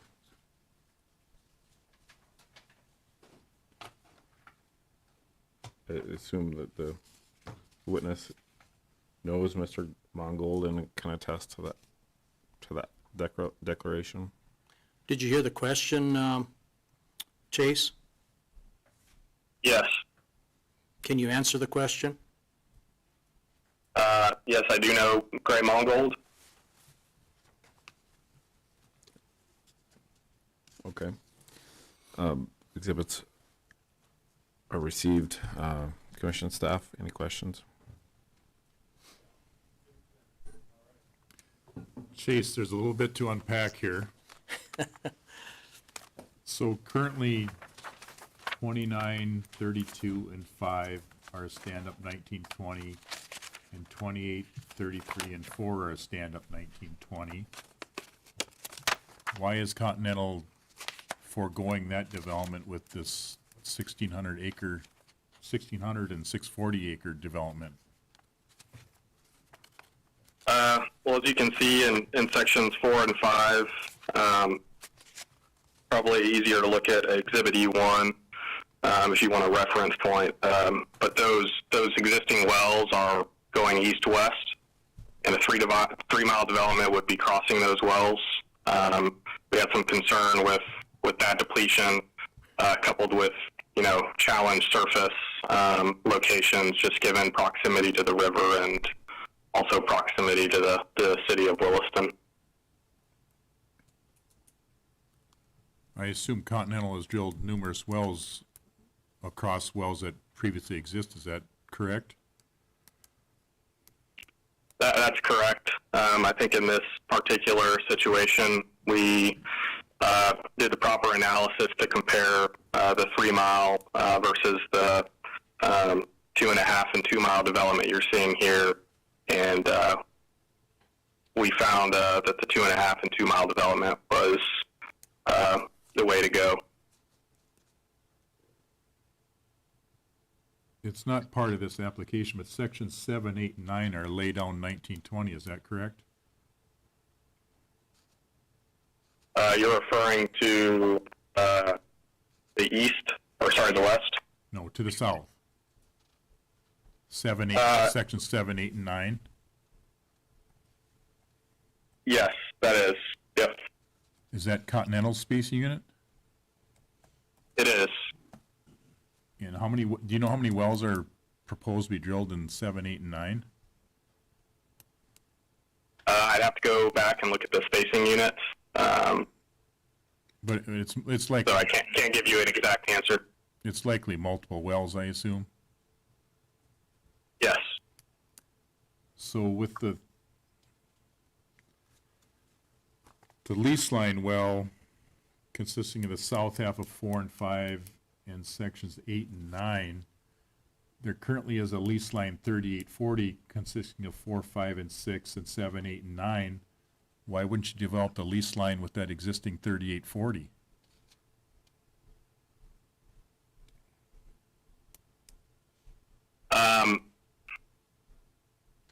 Yeah, we want to get rid of that. So if we do that, then the lease line between section 6 and 7 would not be developed where it would be developed with the lay down lease line 3840. It just seems a little odd that if you can drill that, since you're going to be drilling 3 mile wells down there anyway, why wouldn't you just leave that intact and develop the 3 mile area instead of a 2 mile area? You do have the heels in the unit that comprises section 6, 153 north, 100 west, as well as 30 and 31 of 154 north, 100 west.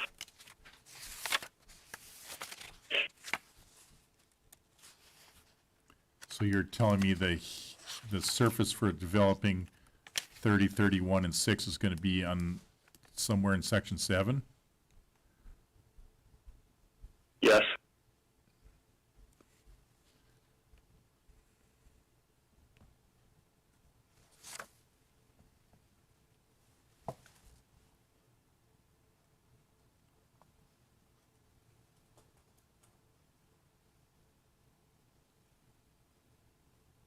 Is 30, 31, and 6, is that going to be a continental spacing unit? Yes, sir.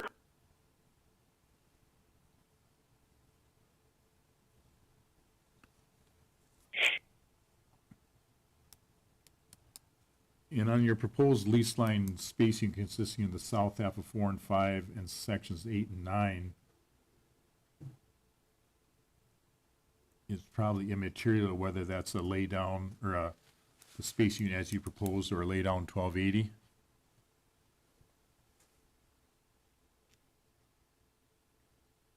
Sorry, can you repeat that? So instead of a lease line spacing unit consisting of the south half of 4 and 5 and sections 8 and 9, a lay down 1280 consisting of the south half of 4 and 5 and the north half of 8 and 9, between those two different spacing is probably immaterial as far as how proceeds are going to be distributed. Since we have a lay down 1280 and a lay down 1920. I think that's a good question for our landman. Okay.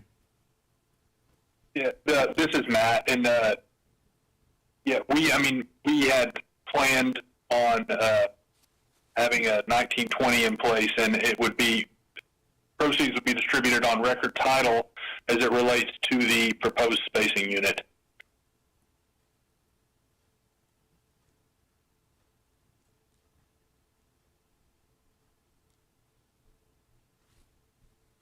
So Chase,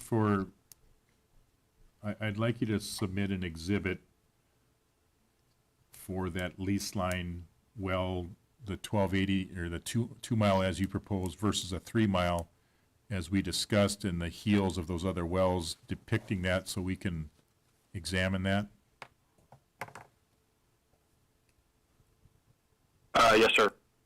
So that'd be a lease line well drilled on 4, 5, 6, 7, 8, 9 versus the south half of 4 and 5 and 8 and 9.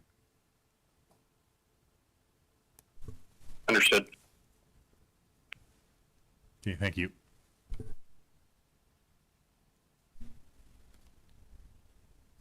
Chase, to go along with that, I think it might be appropriate to just, and I know they're not necessarily part of what the case here, but to understand the development in the area, if you could expand your E1 to include the development that you plan to put on 30, 31, and 6, just to the west of these lands, and then the development on 7, 8, and 9, that 1920 as well. Just expand your E1 as a supplemental that includes those so we can see the picture of all the lands as they're developed. Did you? Yes, sir. You understood that request, Chase? Yes. Okay.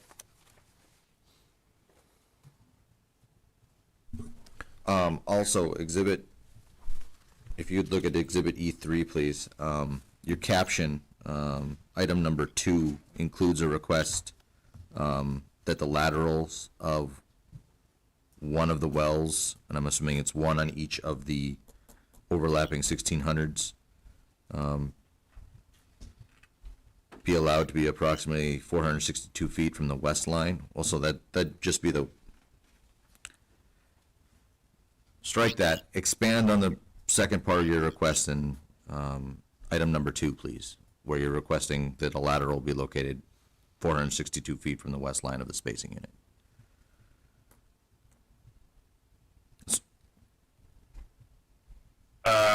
Okay, you're referring to between 28, 29, 32, and 33. Correct. You Those would be mirror development between those two wells. So you'll be locating one of those wells at 462 feet, and then in item number 3 of your caption, the other one at 470 feet from the common section line? Yes. And those would be drilled at the same time or Correct. in conjunction with each other? Yes, sir. And same, they would be completed at the same time or in succession, right? Yes, sir.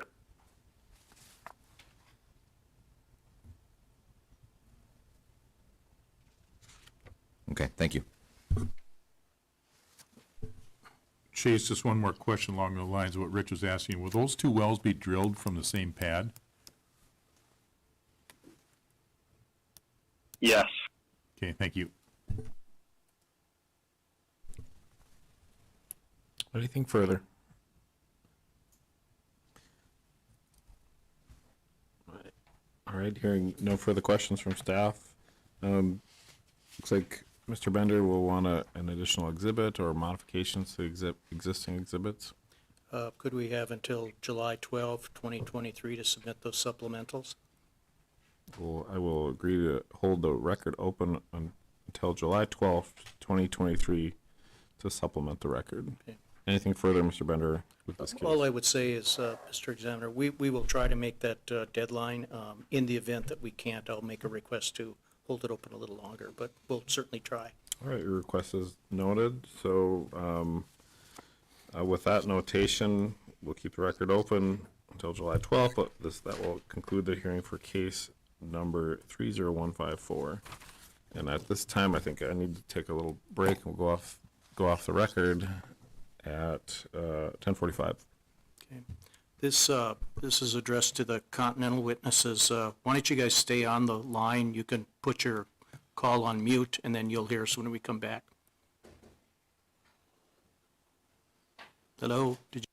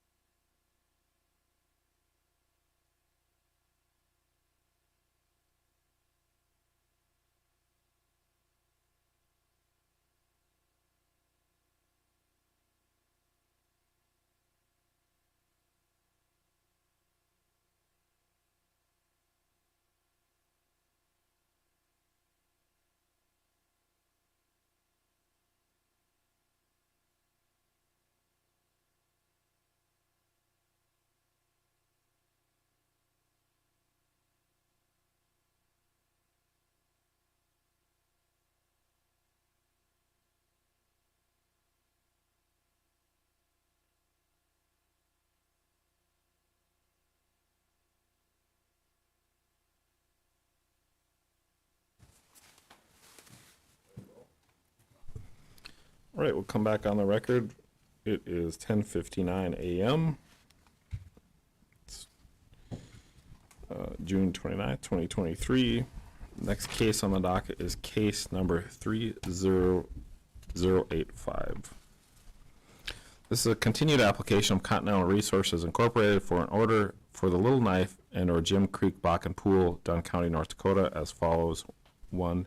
Create and establish an overlapping 1,920-acre spacing unit comprised of Section 31, Township 146 North, Range 96 West, and Sections 6 and 7, Township 145 North, Range 96 West, authorizing the drilling of a total not to exceed 9 horizontal wells on said proposed overlapping 1,920-acre spacing unit. 2. Create and establish an overlapping 1,920-acre spacing unit comprised of Sections 18, 19, and 30, Township 145 North, Range 96 West, authorizing the drilling of a total not to exceed 4 horizontal wells on said proposed overlapping 1,920-acre spacing unit. And 3. Create and establish an overlapping 2,560-acre spacing unit comprised of Sections 7, 8, 17, and 18, Township 145 North, Range 96 West, authorizing the drilling of a horizontal well on or near the section line between the existing spacing units of said proposed overlapping 2,560-acre spacing unit. And 4. Create and establish an overlapping 3840-acre spacing unit comprised of Section 36, Township 146 North, Range 97 West, Section 31, Township 146 North, Range 96 West, Sections 1 and 12, Township 145 North, Range 97 West, and Sections 6 and 7, Township 145 North, Range 96 West, authorizing the drilling of a total not to exceed 2 horizontal wells on or near the section line between the existing spacing units of said proposed overlapping 3,840-acre spacing unit. And 5. Create and establish an overlapping 3,840-acre spacing unit comprised of Sections 13, 24, and 25, Township 145 North, Range 97 West, and Sections 18, 19, and 30, Township 145 North, Range 96 West, authorizing the drilling of a horizontal well on or near the section line between the existing spacing units of said proposed overlapping 3,840-acre spacing unit and such further relief as appropriate. All interested parties, please come forward. Mr. Bender. Thank you, Mr. Examiner. Lawrence Bender, P.O. Box 1855, Bismarck, North Dakota, appearing in this case 30085 on behalf of Continental Resources, Inc. We intend to call 3 witnesses, and I'll just introduce those witnesses as they're called. Okay. You may call your first witness. Scott, will you state your full name for the record, please? Yes, Scott Davis. All right, Mr. Davis, could you please raise your right hand? Do you solemnly swear or affirm under the penalties of perjury that the testimony you're about to give in this matter will be true and correct to the best of your knowledge and belief? I do. All right, you may proceed. Thank you. Scott, by whom are you employed? Continental Resources, In what capacity? Landman. And in that capacity, have you testified before the commission previously? I have. Had your qualifications accepted as that of an expert? I have. Offer the further testimony of this witness that of an expert. Your offer is received and approved. Scott, let's go to the packet of exhibits for this case 30085. Let's turn to Exhibit L1. Tell us what Exhibit L1 is. L1 is a general locator map.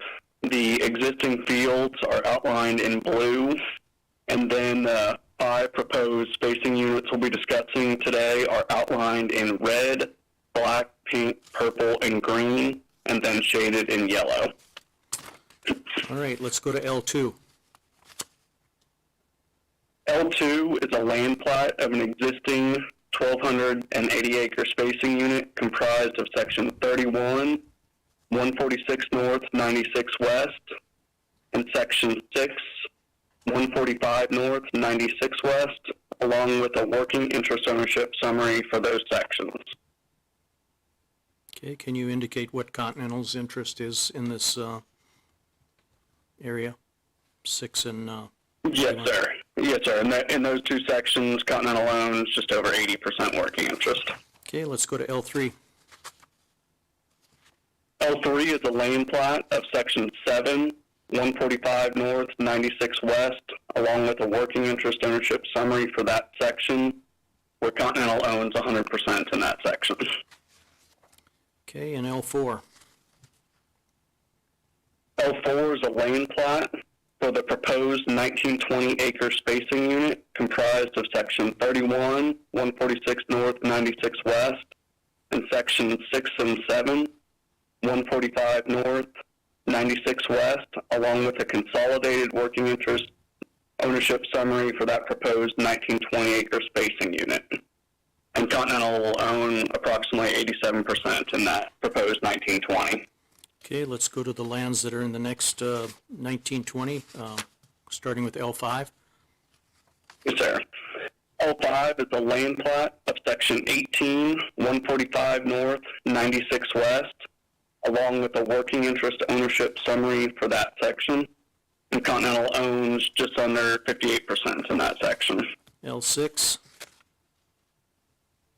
L6 is a land plat of an existing 1,280 acre spacing unit comprised of sections 19 and 30, 145 north, 96 west, along with a working interest ownership summary for those sections. And Continental owns just under 96% in those two sections.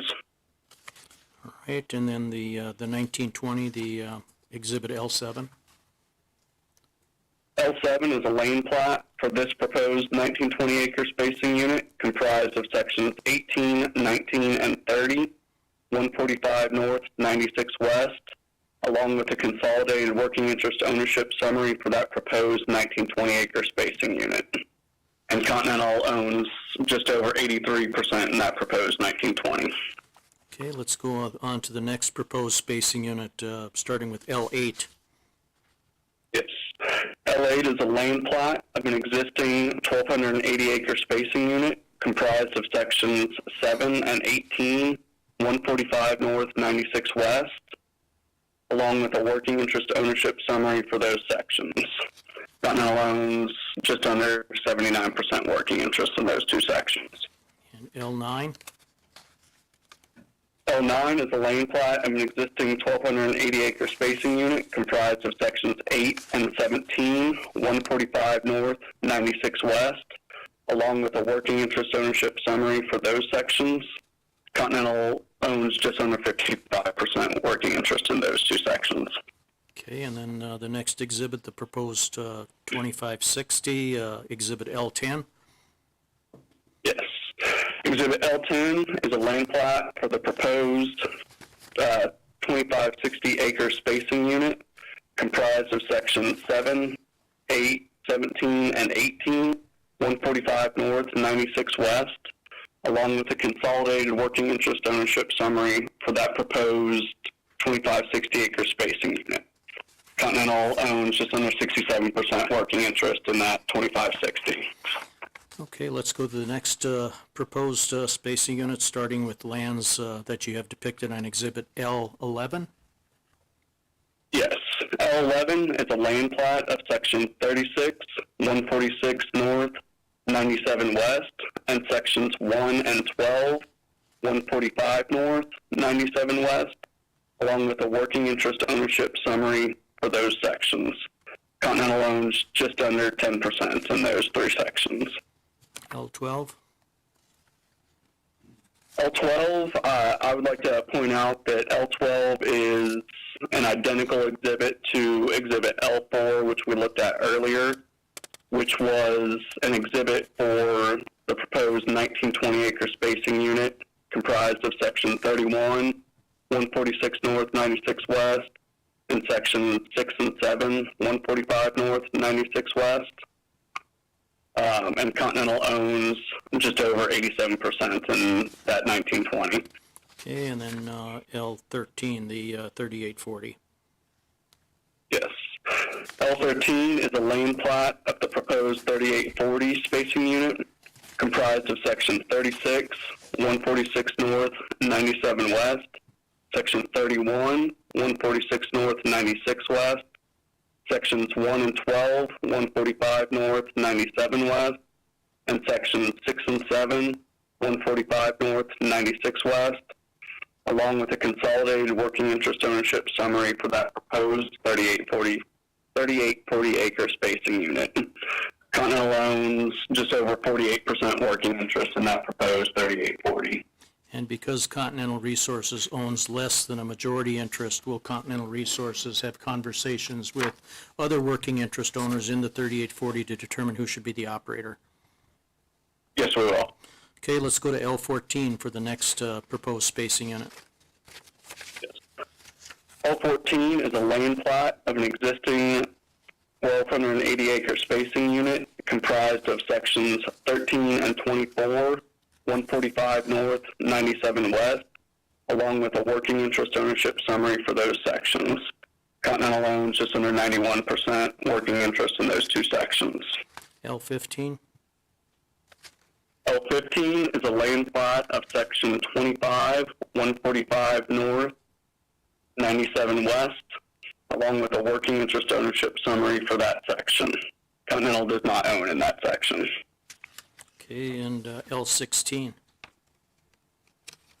L16, I'd like to point out that this is identical to Exhibit L7, which was for the proposed 1920 acre spacing unit comprised of sections 18, 19, and 30, 145 north, 96 west. Continental owns just over 83% working interest in those three sections. And then the 3840 that you're proposing, L17? L17 is a land plot of the proposed 3840 acre spacing unit comprised of sections 13, 24, and 25 of 145 north, 97 west, and sections 18, 19, and 30 of 145 north, 96 west, along with a consolidated working interest ownership summary for that proposed 3840 acre spacing unit. Continental owns just under 72% working interest in that proposed 3840. No further questions for the land witness. Staff have any questions? Scott, sections 7, 18, 19, and 30 are currently a stand-up 2560, is that correct? That is correct. So I assume if this application is granted, Continental would want that terminated? Yes, sir, that's correct. Same thing with a couple of 2560 acre lease line space units consisting of sections 36, 31, 1, and 6, and sections 12 and 13 and 7 and 18. You'd also want those terminated? Yes, sir. Okay, thank you.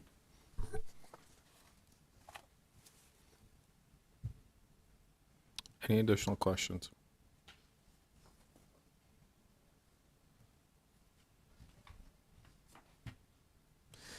All right, hearing no additional questions. Anything else with this witness, Mr. Bender? No further questions for the witness. All right, thank you, Mr. Davis. You may call your next witness. Tyler, will you state your full name for the record? Tyler Gruenbacher. Right. Mr. Gruenbacher, we've had. Yeah, he testified in the previous case. I'll just remind you, you're under oath, and you may proceed, Mr. Bender.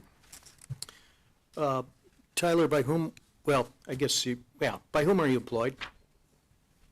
Continental Resources In what capacity? is an operations geologist. And your qualifications have been previously accepted as that of an expert in the area of geology, is that correct? Yes, sir. Offer the further testimony of this witness, that of geology, that of an expert witness. Offer is received and approved. Okay, Tyler, let's go to G1 in the packet. Can you tell me what G1 is? G1 is our general locator map. It's showing our proposed spacing units that are highlighted in yellow, outlined in red, green, pink, black, and purple. Displayed on the map are 50-foot contours representing the depth of the Upper Bakken surface. And the Sahadic A-1 is the type log I'm using for this area, and I believe is representative of the rock character found within these spacing units. Okay, let's go to G2. G2 is the type log I pointed out on Exhibit G1. It displays the Bakken Pool in the Jim Creek field from 50 feet above the Upper Bakken Shale through the Bakken Formation and the Three Forks Formation to the top of the Bird Bear, as well as the Bakken Pool and Little Knife Field that is 200 feet above the Upper Bakken Shale through the Bakken and Three Forks Formation to the top of the Bird Bear Formation. The black bars to the left of this type log that are annotated and defining the field definitions, Catwalk Field is listed in the exhibit. That is actually, that in this case should be Jim Creek Field. They're representing the same pool definitions of 50 feet above the Upper Bakken Shale. With that said, the reservoir parameters that are associated with this type log can be found at the bottom of the exhibit. No further questions. Staff have any questions? Tyler, with respect to G2, you did testify that it was Jim Creek Field instead of Catwalk Field. The exhibit we have does show Catwalk Field. And I'll note that the Catwalk Field on the exhibit we have would be incorrect. It's the black bar starts at the top of the upper shale instead of 50 feet above the top of the upper shale. But you listed the correct Jim Creek pool limits as 50 feet above the top of the Bakken to the top of the Bird Bear.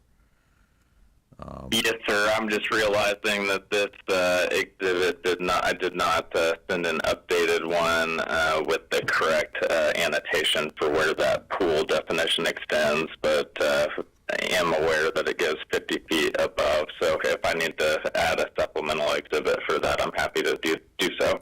Okay. And just another note here, where you've got the lodge pole, that there's the box that identifies the lodge pole on the right-hand side of the exhibit. That would extend up through the top of the exhibit, correct? It wouldn't start at that point where that box starts? That's correct, yes. Yeah. Could I have you just supplement with a revised G2 that would correct those items? Absolutely. Okay, thank you. Any additional questions? All right, hearing none. Mr. Bender, anything further with this witness? Nothing further. All right, you may call your next witness. Bray Brownrigg, excuse me. Bray, will you state your full name for the record, please? Bray Brownrigg, And can you spell your last name? BROWNRIGG.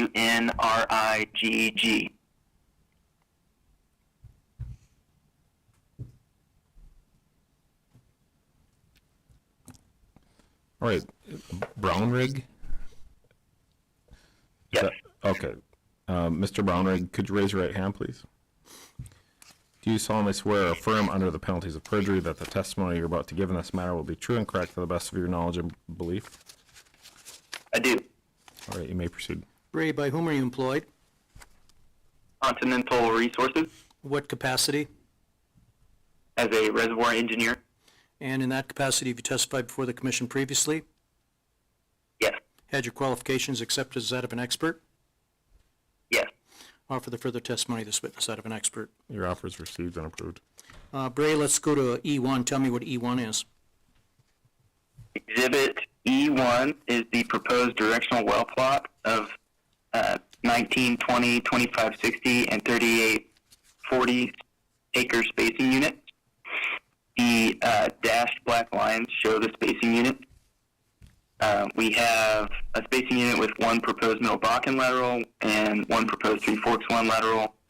The 1920s composed 9 proposed Middle Bakken laterals and 4 Three Forks 1 laterals.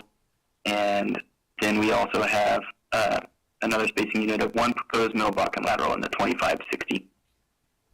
You'll see the 7-inch casing points indicated with the yellow boxes and the red diamond as bottom hole locations. The solid green line shows existing Middle Bakken lateral. Solid pink line showing existing Three Forks 1 lateral. And the dashed lines showing our proposed laterals. All right, let's go to E2. E2 is the proposed directional well plot for the 19-20 acre spacing units.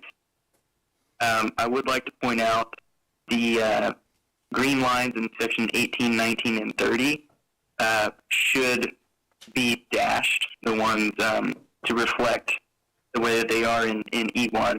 That was an oversight on my part. I apologize.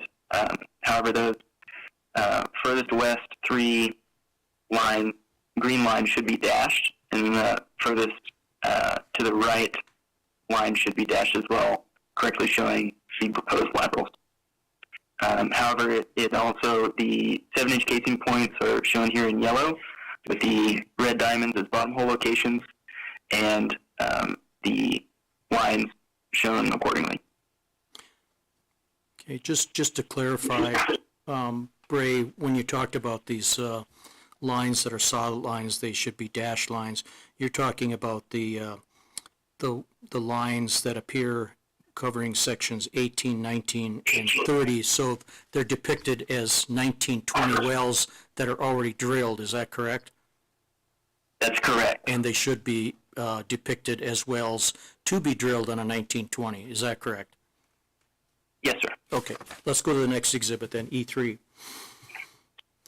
E3 is the proposed directional well plot of the 38 40-acre spacing unit, one proposed middle Bakken lateral and one proposed Three Forks 1 lateral, with the 7-inch casing point shown in yellow, bottom hole location shown with red diamonds, existing middle Bakken lateral shown as the solid green line, existing Three Forks as the solid pink line, and then our proposed laterals as shown as the dashed lines. All right, and E4? Exhibit E4 is the proposed directional well plot of the 2560 acre spacing unit. Shows one proposed middle Bakken lateral with indicators the same as previous exhibits. All right, and then E5, tell us what that is. Exhibit E5 is the typical middle Bakken well construction diagram. This is for a 3-mile lateral with the estimated TD of 26,000 feet measured depth. We have 9 5/8 surface casing set at an estimated 2,300 feet, 7-inch casing point estimated at 11,000 feet, and we'll have a cemented lateral with around 65 plug and perf stages. Okay, E6. Exhibit E6 is our typical Three Forks well diagram with 9 5/8 surface casing point at an estimated 2,300 feet, 7-inch casing point estimated at 11,100 feet, and the lateral TD estimated at 26,000 feet measured depth for a 3-mile well. We will result in a cemented lateral with should be 65 plug and perf stages there, so that 45 should say 65. All right, and E7. Exhibit E7 shows the reserves and economics for a single middle Bakken 3-mile lateral well. The initial rate is estimated to be 1,100 barrels of oil per day with a final rate of 7 barrels of oil per day. A decline of 70%, exponent of 0.8, gas oil ratio of 2,223 SCF per barrel, which results in an oil estimated ultimate recovery of 619,000 barrels of oil, 1,376 million cubic feet of gas, which equate to 848,000 barrels of oil equivalent. The economics run at a flat $60 per barrel oil price and flat $3 per MCF gas price, using a $10 million drilling cost, $10,000 per month operating cost, 100% working interest, and a revenue interest of 81%, results in a net present value discounted at 10% of $5,946,000. The rate of return for this will be 66% with a payout of 2.7 years. Okay, and let's go to E8, and perhaps to just summarize, you can just talk about how this, the reserves and economics differ from the previous exhibit. Yes. So Exhibit E8 is the reserves and economics for a single Three Forks 3-mile lateral well. It has a slightly lower initial oil rate and a slightly higher decline rate, which results in lower estimated ultimate oil recovery and other related hydrocarbons. So ultimately, lower gross economic results in net present value discount at 10% of $3,024,000. Okay. In each case, these are economic ventures, is that correct? Whether it's a Three Forks well or a Middle Bakken well? That's correct. Okay. And then the final exhibit, or excuse me, let's go to E9 then. Apologize for that. Once again, why don't you just summarize what you can in terms of differences from the previous two exhibits? Yes. E9 is the reserves and economics for a single Middle Bakken 2-mile lateral well. So the lateral length is shorter here. As a result, the drilling costs are lower. It's only $8 million. And the reduced lateral length also results in a lower ultimate recovery. And so the economics are reflective of that. Okay. Once again, an economic venture for Continental Resources. Yes. Okay. And then finally, Exhibit GM1, that's a gas capture affidavit that the commission typically requires in these sorts of matters. Is that correct? Yes, sir.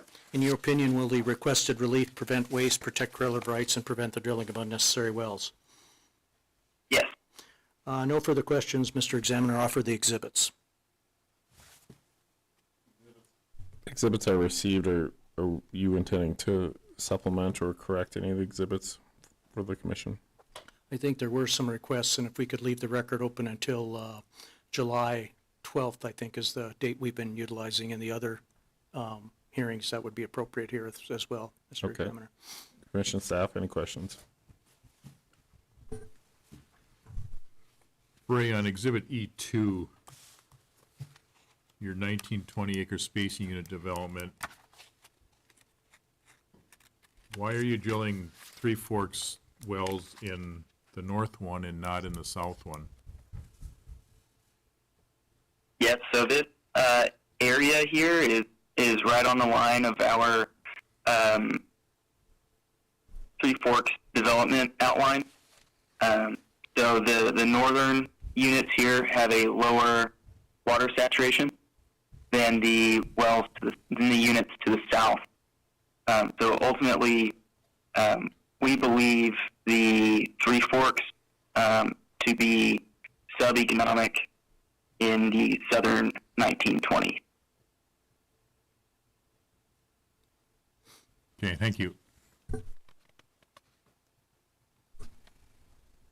Bray, I might be missing something here, but item number 5 in your caption, the 3840 that consists of 13, 24, 25, 18, 19, and 30.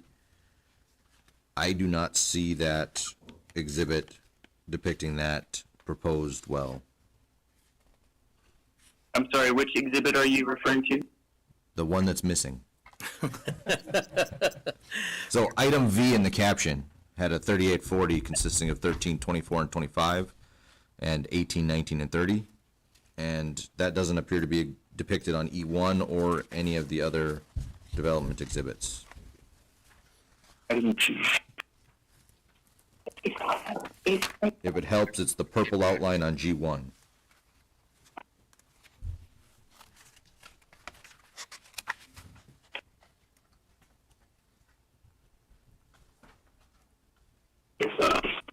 Oh, I see. Yes. Okay. The 3840? Yeah. So 3840. Okay. Yes, it does look like I did not include that 3840 in my exhibit. That is an oversight on my part. What are the plans for It that? would be, the plans are one single 3-mile well in that spacing unit.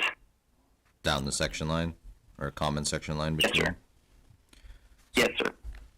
Could you provide an exhibit that would depict that development and probably a revised E1 to also include it? Yes, I could.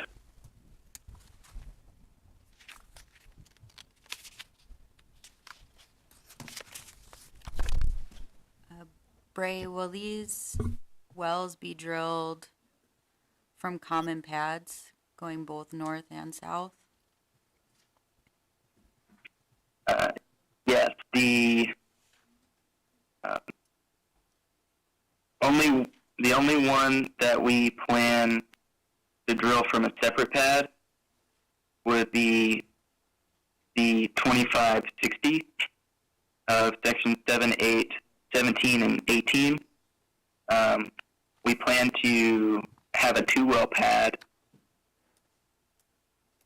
that would also develop another spacing unit we have to the south there. So we would have a 2-mile well going north and a 2-mile well going south for that particular development along the section lines. Can you submit a revised E1 that includes that, those pad locations? Pad locations. Or just Proposed general? pad locations? Yes, Yes, I can include proposed pad locations. thank you.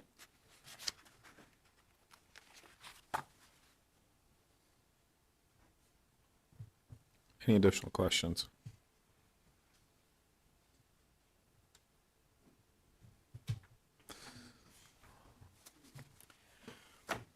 All right, thank you, sir.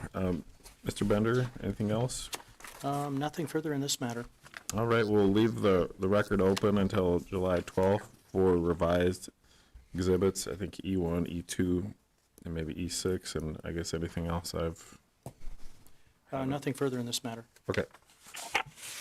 That'll conclude the case for hearing for case number 30085. Like I said, we'll keep the record open. And next on the docket is case number 30156.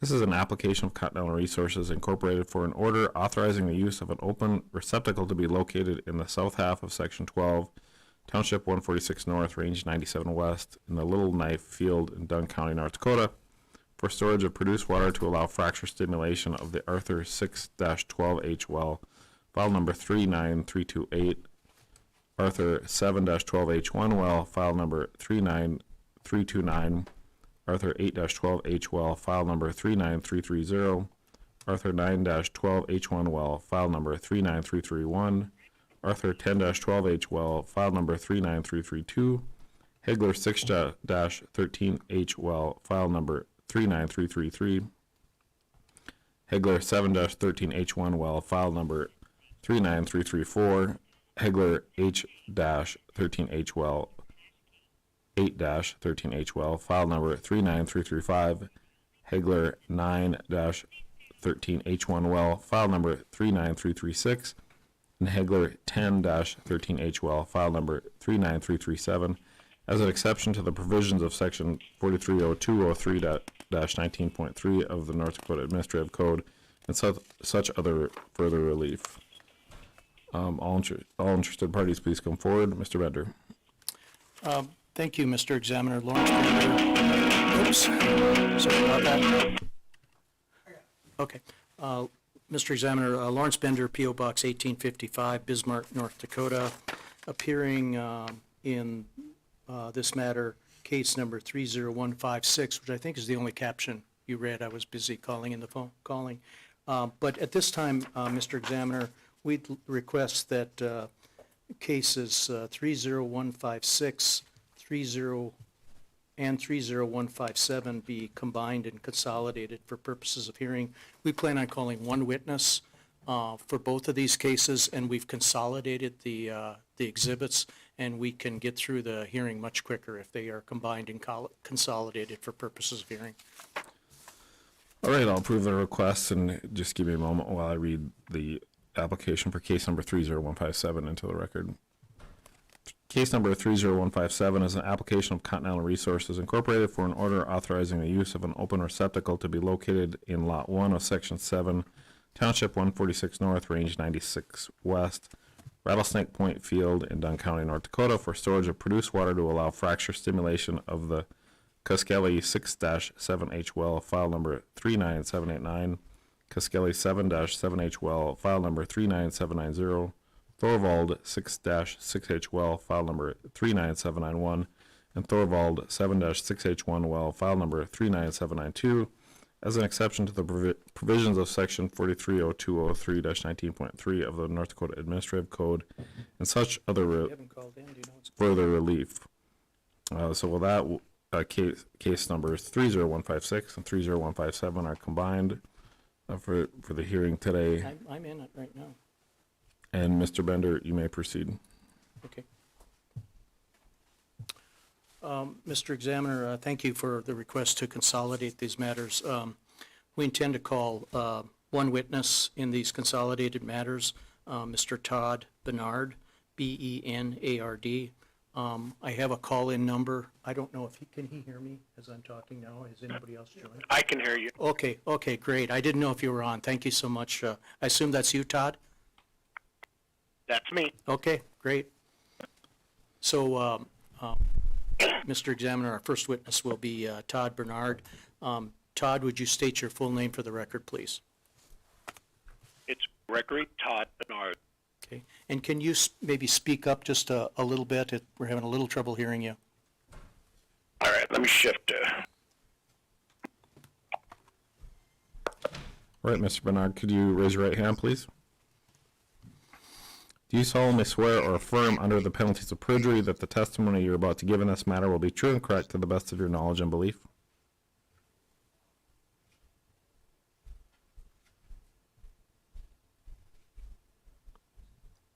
Did you hear me, sir?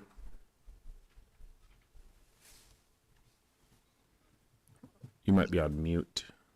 Todd, are you on mute?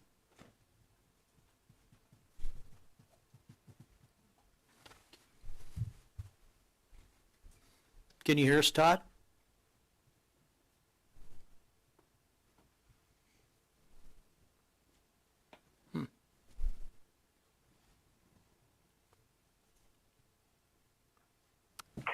Todd Bernard. Are you there, sir? I'm back. Sorry about that. All right. So I'll just run through the oath again. Could you raise your right hand, please? Done. And do you solemnly swear or affirm under the penalties of perjury that the testimony you're about to give in this matter will be true and correct to the best of your knowledge and belief? I do. All right. You may proceed, Mr. Bender. Thank you. Todd, by whom are you employed? Continental Resources. In what capacity? I'm the Completions Resource Coordinator for And you- Williston Basin. And you've testified before the commission previously? Yes, I have. And that testimony was provided in previous applications that Continental has made to the commission for open tank storage for completions, is that correct? That is correct. Similar matters to what's before the commission today in these two cases, correct? That is correct. I'd offer the further testimony of this witness that of an expert. Your offer is received and approved. Todd, let's turn to the packet of exhibits that we have for these two consolidated matters. And I guess we'll just call this entire packet Exhibit 1 and just go through the page numbers. I think we can quickly go I'll just have you very briefly identify what's on page 1 and 2, and then start with Exhibit 3 where we really have some information that I think is useful to the commission. Yeah, I believe I'm working from the same exhibit pack you have. Just first one is just the two case numbers that were for the 156 and 157. And then on to page 3 is a checklist for the Arthur Hegler 6 through 10 and Hegler 8 through 10 that sums the initial conditions that were put on us for previous approved open top AST usage, with the understanding that, at some point in the future, NDIC may revise these and add additional or remove them as we go. But that's what the third page is the list of our checklist of what we're doing on the well site. We currently just submitted our first sundry for the Edward pad that was previously approved, and we're just following that same format. So let me try to clarify, Todd.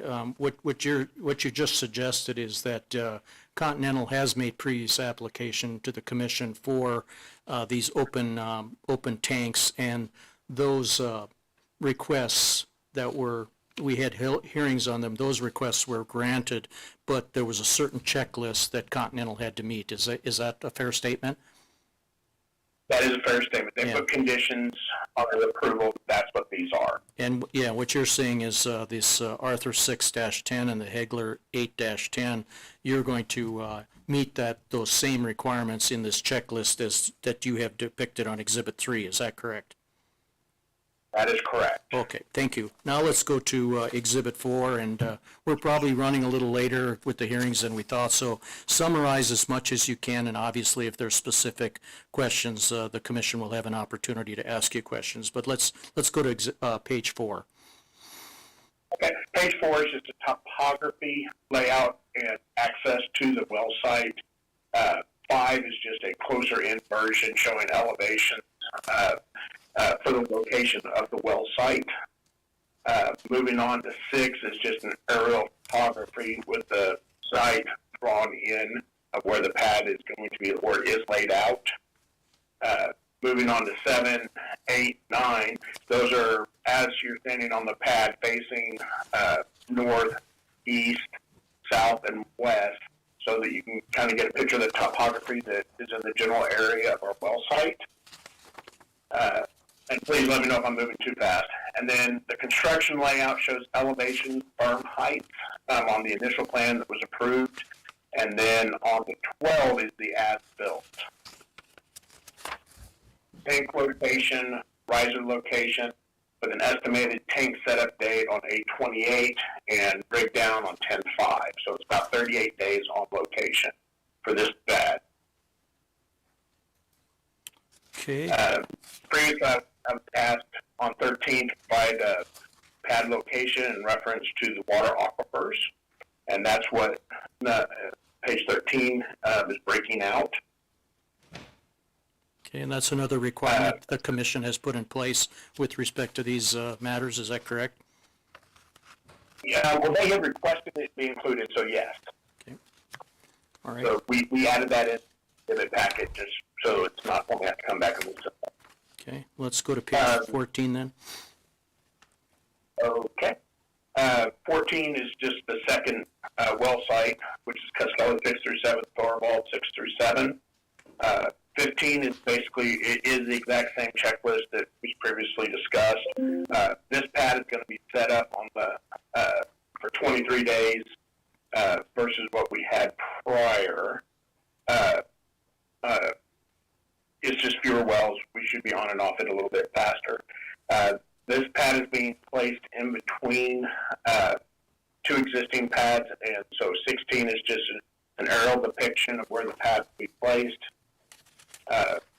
17 is just topography from a larger scale, showing access points and highway access, road access.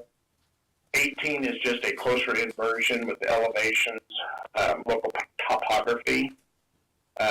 And then 19, 20, 20, and 22 are the cardinal directions facing from the pad location, starting with the north on 19, the east on 20, south on 21, west on 22.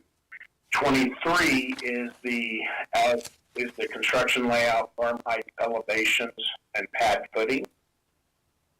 And then 24 is the as will be built layout of the pad. The pad's not built yet.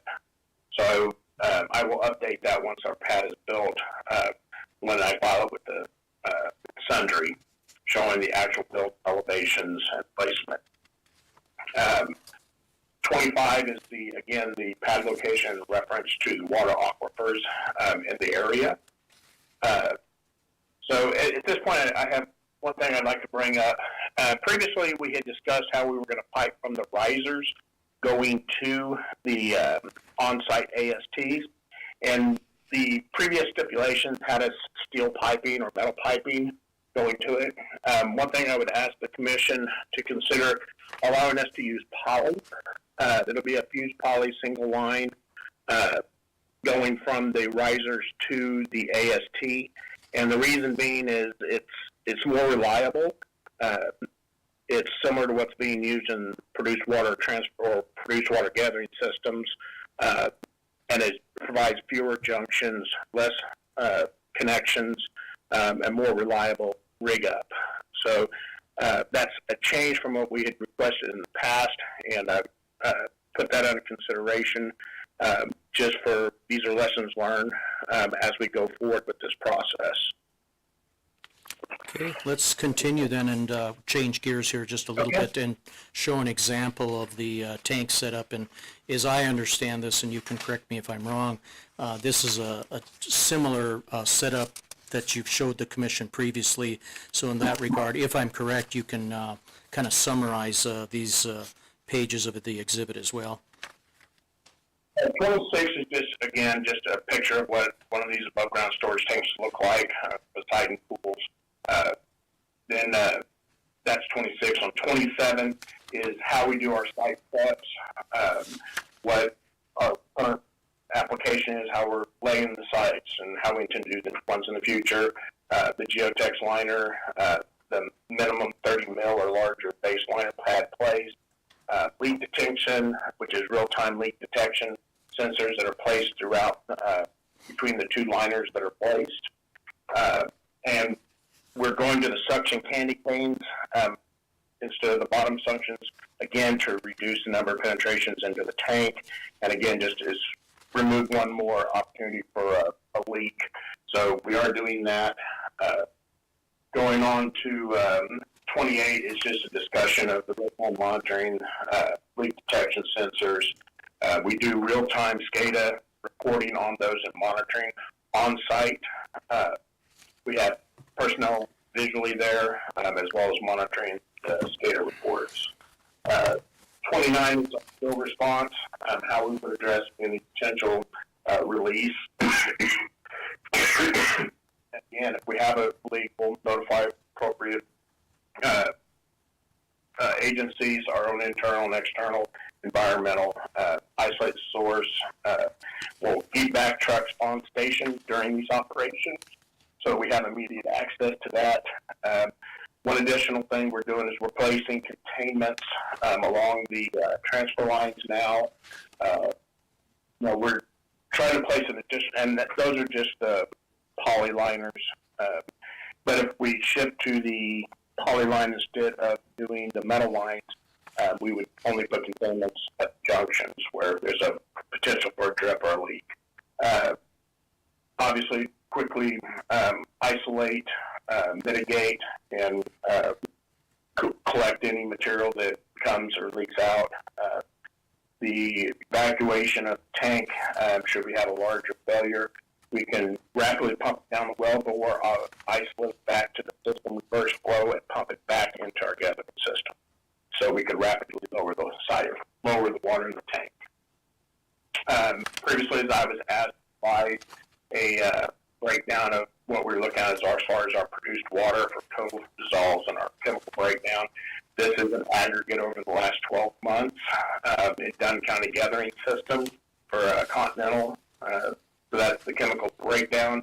And that's the same one we sent to them to verify the testing on the liners, that their liners could sustain that for indefinite period of time. We were asked for the engineering. These are the same engineering compliance documents on 31 that we had been asked to provide previously. We're only, right at this time, we're using the well water solutions tanks, and we provide, it has to have this or better certifications that we would provide along with our sundries when we do file them. 32 is just an example of how we're setting up the suctions to protect the bottom. We need to do the initial liner pinning, initial fill with fresh water on the bottom to pressure check all our systems, leak check, prior to introducing produced water into the tank. 33 is just an additional certification for the tanks structure for the different sizes. And the last one is the testing for the water against those components. And it's chemical resistance chart. And that's what I have. Mr. Examiner, I don't have any questions for this witness. I'd request that this packet of materials be marked as Exhibit 1 because he went through them as by page. Hopefully that's what Bethany has done. And so we have nothing further at this point in time. All right, exhibit is received. Any questions from staff?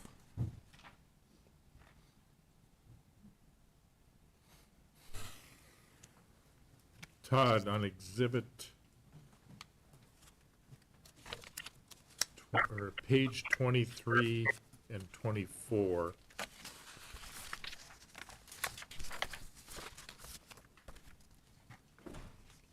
This is the Thorvald Caskeller construction layout.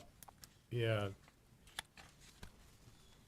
On page 24, I don't know that I see what your projected pad volume would be before it would overtop, although that may be complicated, I assume, by the other two pads, or you're gonna kind of tie all three together? We are. So again, that's what this one's out for June of next year. So I'm trying to get further ahead on these before we build the site. So we can meet the requirement of not having any fill where we're going to place the tank, and we can take all that into consideration on our initial build. So that's why I'm trying to get further and further out on these. Once this is built, it will tie into the existing pads, and a total volume at berm height for the entire enclosure will be provided. But at this time, I don't have it because we have not built it. Okay. But I will provide that.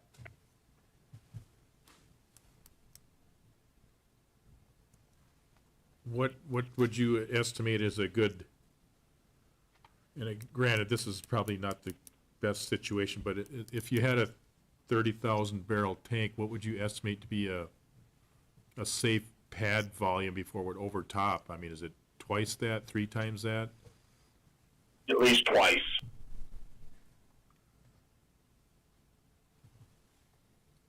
Two times tank capacity. But in this particular instance, by the time it's built, it's probably going to have 5 to 6 times tank capacity.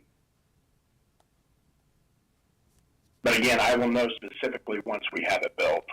Yeah, and you talked about the poly line versus the steel line. And you talked about fewer connections, but you said something about additional precautions or protections at the joints or the fuse connections, and I don't know if I caught Right. that. So, okay. So let me clarify that. Sorry about any confusion on that. So the containments, setting catch bins where they might connect in, just so if we have any drips or leaks that it's contained and we can address it. That's what we're doing now on any union that would be there. The poly is a solid fused line of poly, and there are no connections other than each end. So that reduces any potential leak at unions along that distance. Ideally, as we get further into this program, our risers will be placed in such a way that they're really close to where we'll put the tank.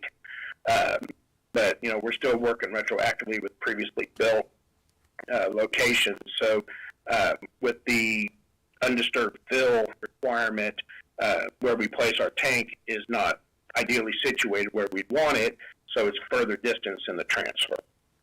Sure. So that's where the fused poly, it's an easier application. We think it's more reliable as far as mitigating any potential leaks. What's, And again, it's still being routed in such a way that traffic's not anywhere near it or can approach it. what size is that poly? It would probably be 4 or 6 inch poly.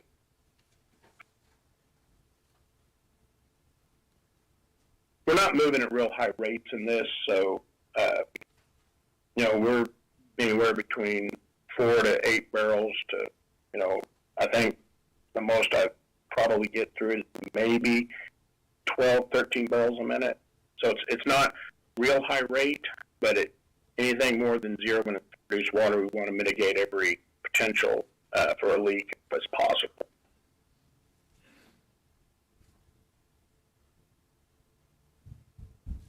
Okay, thank you.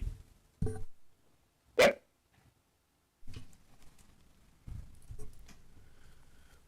Todd, this is Bruce Hicks. I didn't see anywhere in here where you indicated how full you would fill the tanks. I think before you had advertised, or you had indicated that it would be about 80%, right? We never try to go above 80%. Picking up an echo. The 80% is the upper limit so that we keep the freeboard and we don't have to worry about wind blowing water out of the tank. Okay, and are all of your tanks that you would utilize 11 feet, 8 inches high? Say that one more time. You show a bunch of different diameters of tanks that may be used. Are all of them 11 feet, 8 inches high? Yeah, the panels are assembled to give the size of tank, and then the liners are the difference. So the panels are just the number of panels you use determines the volume within it when you set your liner. And as you indicated, one of the setups is going to be a year from now. You're getting quite a few of these approved, and if there is, I don't believe that you've conducted any of these yet, right? We've conducted produced water stems using Minions. We're rigging up our very first open tank, which is the Edwards, which we're in the process. We've already had the initial inspection done and got approval to set the tank. So we're actually on our first one where the timing worked out that we could actually do the open top. We've been using a closed Minions, which is a much smaller volume, which limits the amount of produced water we can run through it, and we have to have multiple tanks and a little bit more complicated rig up on site.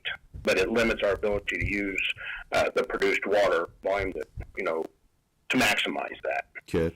And my point is that after you do conduct one of these with open receptacles, there may be some additional requirements that we would want to impose, and the more of these you have out, the more work it's going to be to amend all of them. But there gets to be some point where we would want you to kind of slow down on the applications if if they're out too far. Right.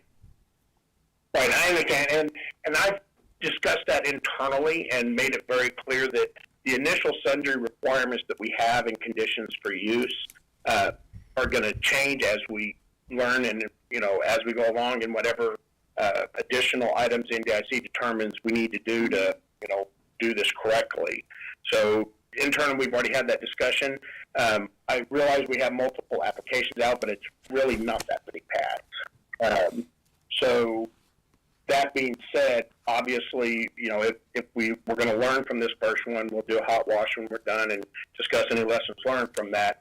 And, if we need to add or remove conditions on it, then, we will flex and do whatever the commission desires us in order to continue forward with this. Okay, thank you.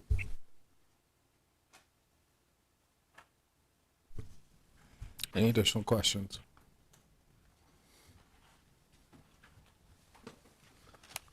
All right, hearing none. Anything further, Mr. Bender, with this witness? Nothing further, Mr. Examiner. Thank you. All right, that will conclude the cases for the consolidated cases 30156 and 30157. I'll just note it's running up on noon. It looks like we have 3 cases left. What's your estimate of the time for those 3 cases? One of these Liberty cases is, I'll say it's complicated, so I would think that's going to be 30 to 40 minutes, and then probably 15 minutes for the other one. So, in that neighborhood of 45 minutes to 50 minutes. And then I'm thinking the last case on the docket for Interplus should go relatively quickly, so perhaps an hour to an hour and 10 minutes. So is everyone okay continuing?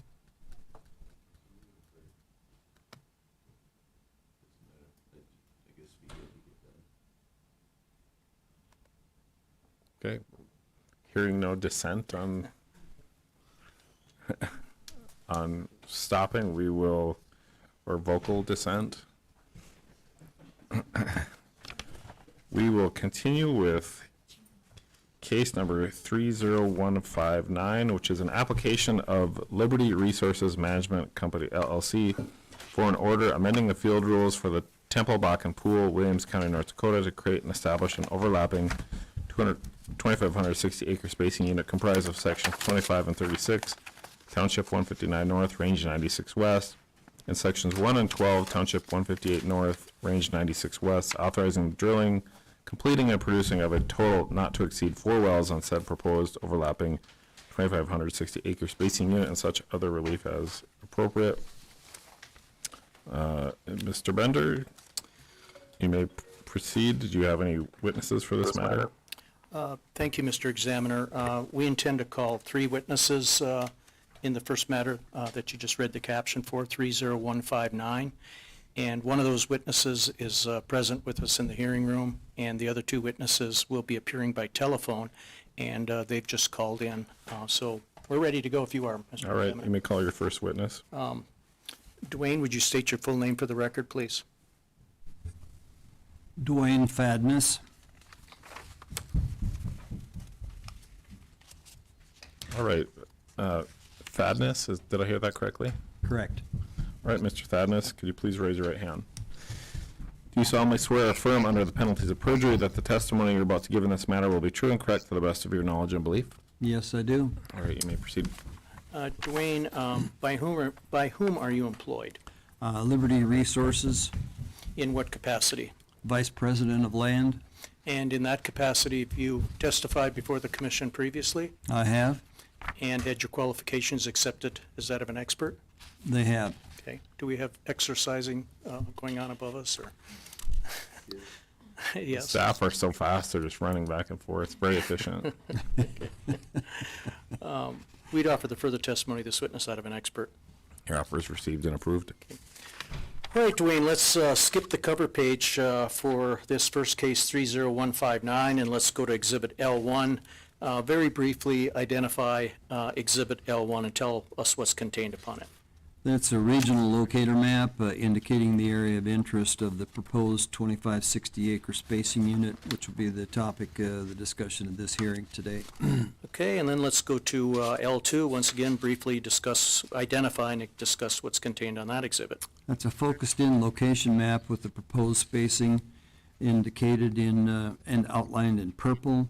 And you'll note that in the magenta-colored 1,280 acre DSUs, there are existing Liberty Resources spacing units, and then the green boundaries are the existing oil field boundaries in this particular area. And the purple is your proposed 2560, correct? Correct. Okay, let's go on to L3. L3's got a lot of information on it. If you, once again, can identify it and then summarize what's contained upon it, I'd appreciate that. It's a detailed working interest map with some well sticks on it depicting the proposed 2560 acre spacing unit that we'll be talking about. If we could focus on the sections 25 and 36, which is the northerly 1,280 acre spacing unit. In sections 25 and 36, Liberty owns 62.41% working interest. Other parties or other working interest owners own the remaining 37.59%. In the southerly 1,280 acre unit, consisting of sections 1 and 12, Liberty Resources owns 87.4% working interest. Other working interest owners own the remaining 12.6%. When combined, if you'll focus on the northwest corner of this plat, when you combine the 4 sections into a 2560 acre spacing unit, Liberty would own 74.9% working interest, and the other working interest owners would own 25.1%. And let me stop you there. I know there's some other information on this exhibit, but I think if we discuss that other information in conjunction with some of the other exhibits, we could just get through this a little bit quicker. Are you okay with that? Certainly. Mr. Padnes? Mhm. Okay, let's then go on to the next exhibit, and that's Exhibit L4. And maybe we want to keep L3 out and talk through L4 in conjunction with looking at L3. So as you've done before, identify L4 and then briefly discuss what's contained upon it. And I'll try not to interrupt you. Certainly. This is a sequential or chronological history of the development of this area, particularly these drill site spacing units that we're looking at here on Exhibit L3. Going back to January of 2013, Sequel was the original operator of the parent wells in each of the two 1280s. They drilled the Temple well to the north. They also drilled, completed, and produced the Oberdorf well to the south. Liberty acquired this acreage in an acquisition which closed in early 2014. I believe we closed the transaction in March. In May, Just before you go on to May, can you identify the, what you referred to as the 2 parent wells that were drilled by Sequel on Right. Exhibit L3? on Exhibit L3, the Three Forks well in the center of sections 25 and 36 was drilled from the Oberdorf. What we're listing here is the Oberdorf West pad, and the southerly well was drilled, it's a Middle Bakken well, was drilled into sections 1 and 12, and those are the 2 parent wells that were drilled by Sequel. And when Liberty acquired these properties from Sequel, those were the only 2 wells that were drilled at that time, is that correct? That's correct. Okay, continue, please. In May of 2014, Liberty made application to create a stand-up 2560 acre spacing unit comprised of the Temple and the Oberdorf units. This was done somewhat in anticipation of challenging surface owner negotiations, even going back to that point in time when we had first taken over this area. That application was approved and standard 2560 acre spacing unit was established. 3 years later, May of 2017, Liberty's development plan had changed and did not allow for the required balancing on a 2560 acre spacing basis. Liberty then made application to terminate the 2560 acre spacing unit in these 2, in the Temple and the Oberdorf units. At that time, we testified that Liberty preferred the flexibility to develop the stand-up 1,280 acre spacing units independently.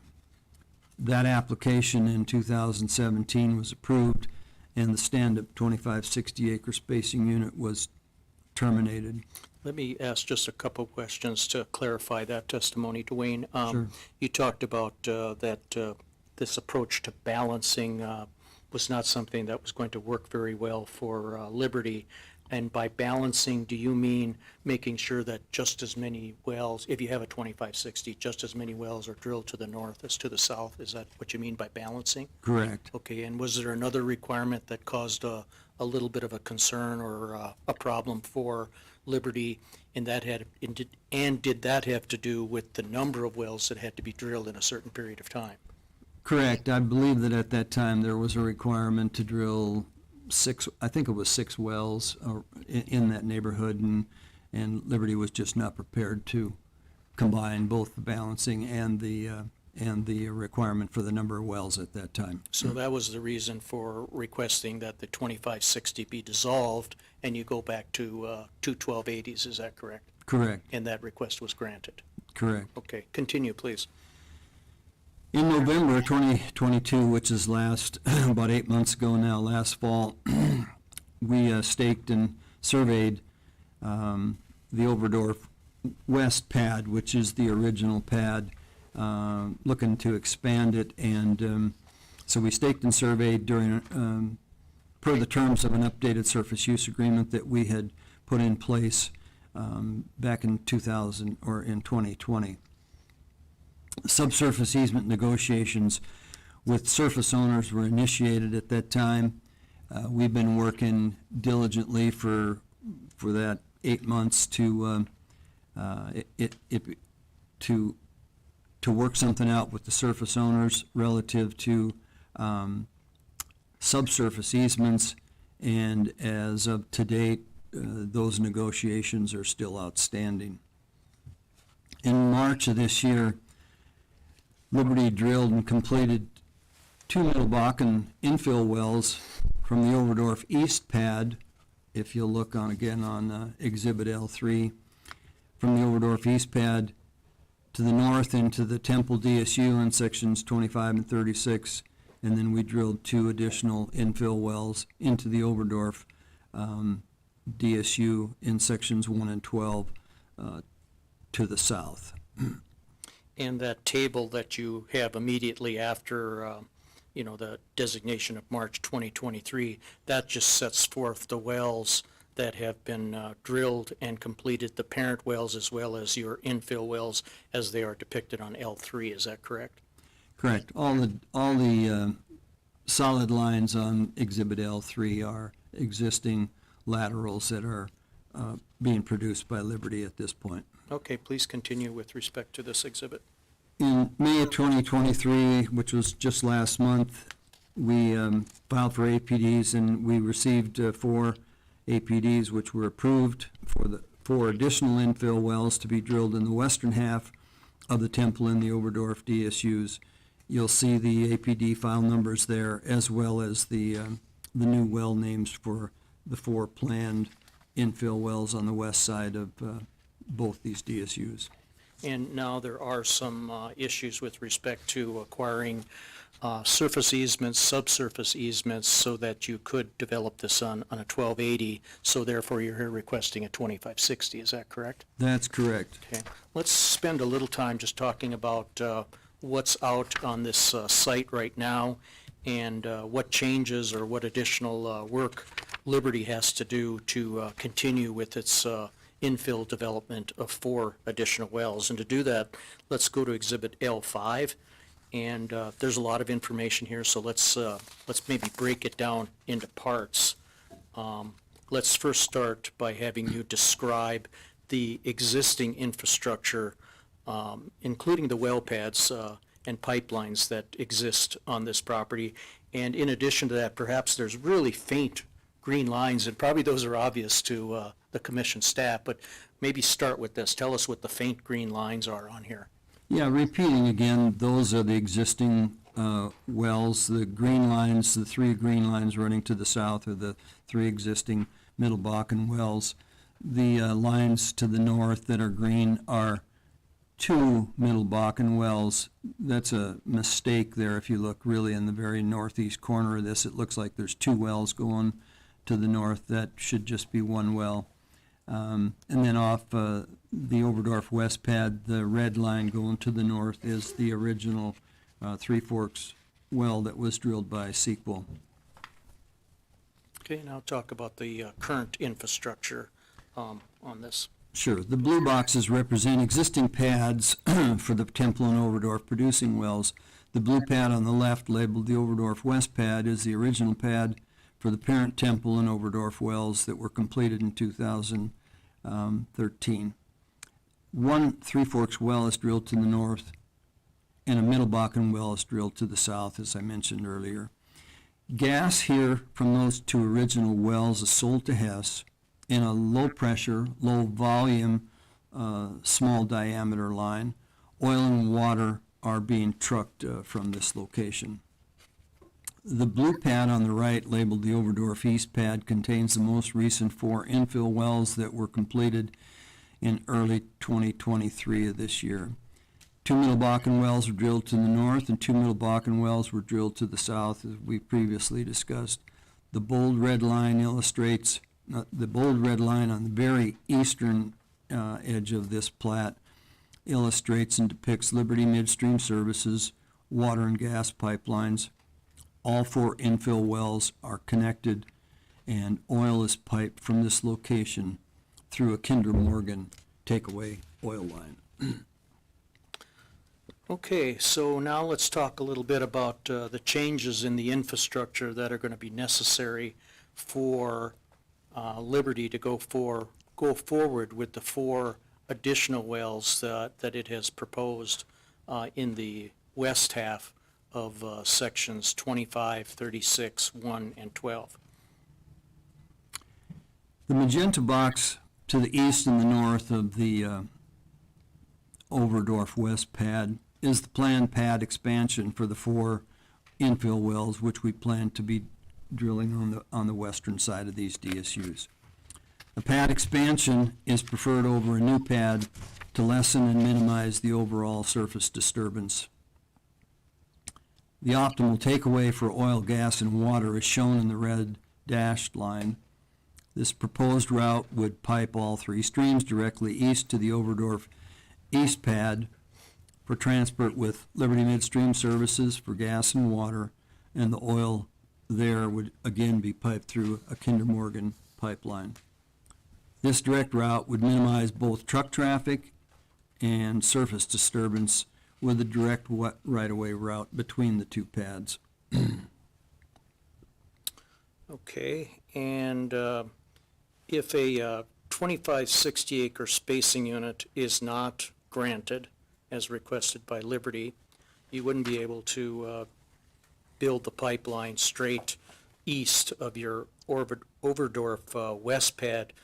Has Liberty given any consideration to an alternate route, and is that alternate route depicted on Exhibit L5? The less desired route to connect water and gas to Liberty Midstream Services is shown in the yellow dashed line. This routing would be necessary due to surface owner issues on the proposed red dotted line between the 2 pads. With this route, an additional half-mile of pipeline would be required, creating additional surface disturbance with an incremental cost estimated at approximately $400,000. Okay, and if Liberty resolves its issues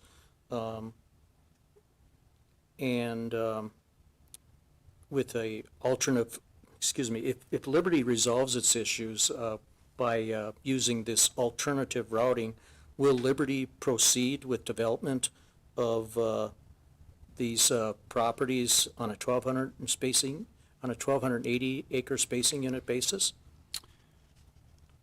No, we would not. This 4-well infill development would be deferred.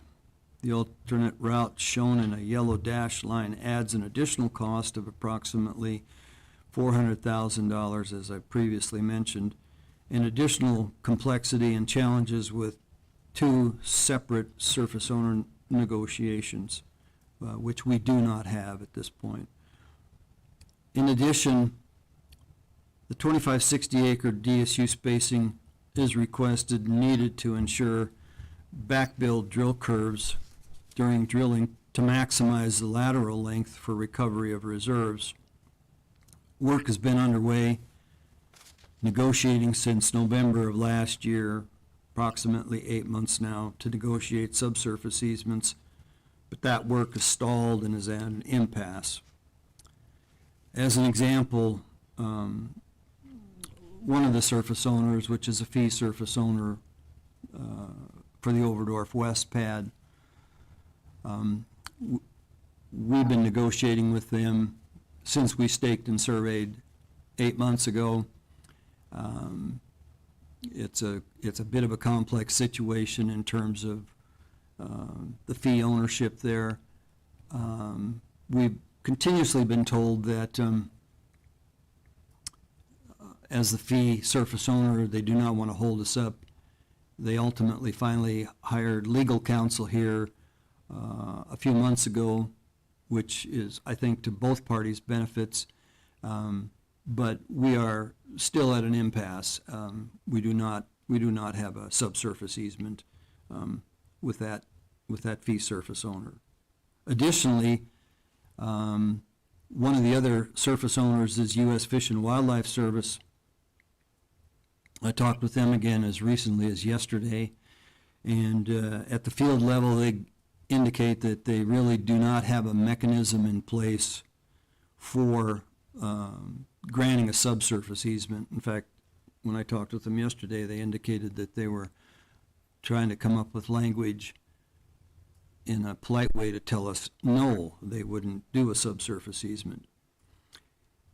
Even more interesting in that conversation that we've had with U.S. Fish and Wildlife Service, apparently this has happened in their jurisdiction or in their realm before, and they were aware of the benefit of a 25-60 acre spacing unit from the standpoint that they wouldn't have to grant a subsurface easement. We'll leave it at that at this point. Those are a couple of the major challenges from a surface standpoint in this project. Well, just maybe a follow-up question, Dwayne. Did U.S. Fish and Wildlife go so far as to suggest that Liberty should request a 2560 so that they wouldn't have to deal with a subsurface easement? I think that's a fair assessment and a fair statement, yes. Okay. Let's just for a moment, let's go back to Exhibit L3, and you talked a bit about, I think you call them, what do you call them, bill backs? I call them back drills. Does that Exhibit L3 depict those back drills that are necessary to get the lateral length that you want on your wells? It does.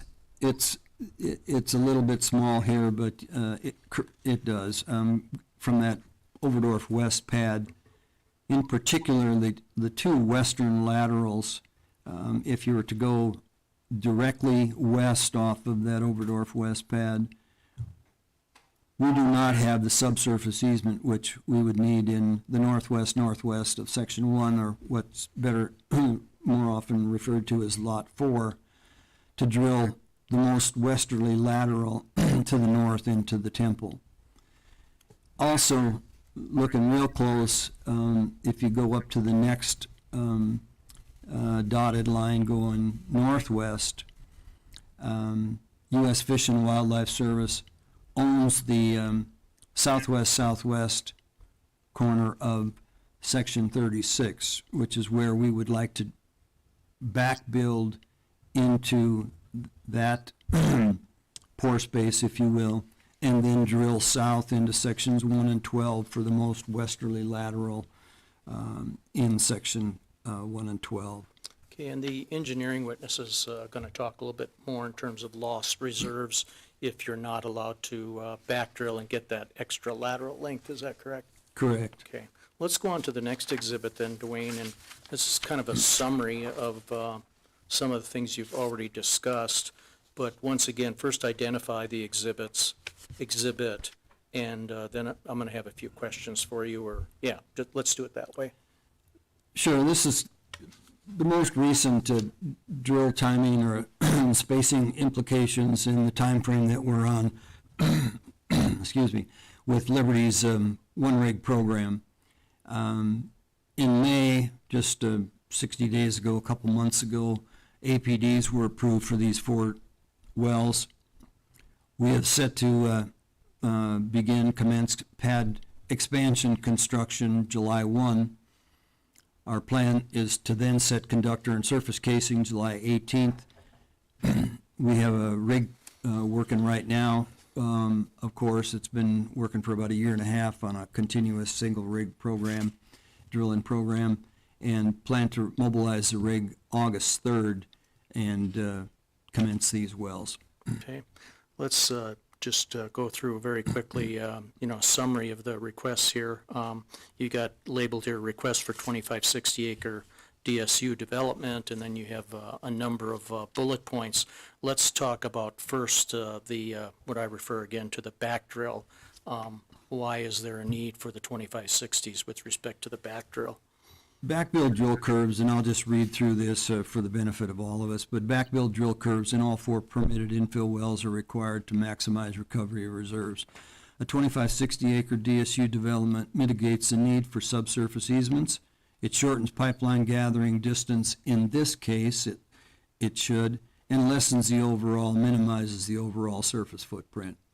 Okay, and let's talk a little bit more about the subsurface easements and as far as the need for the 2560s.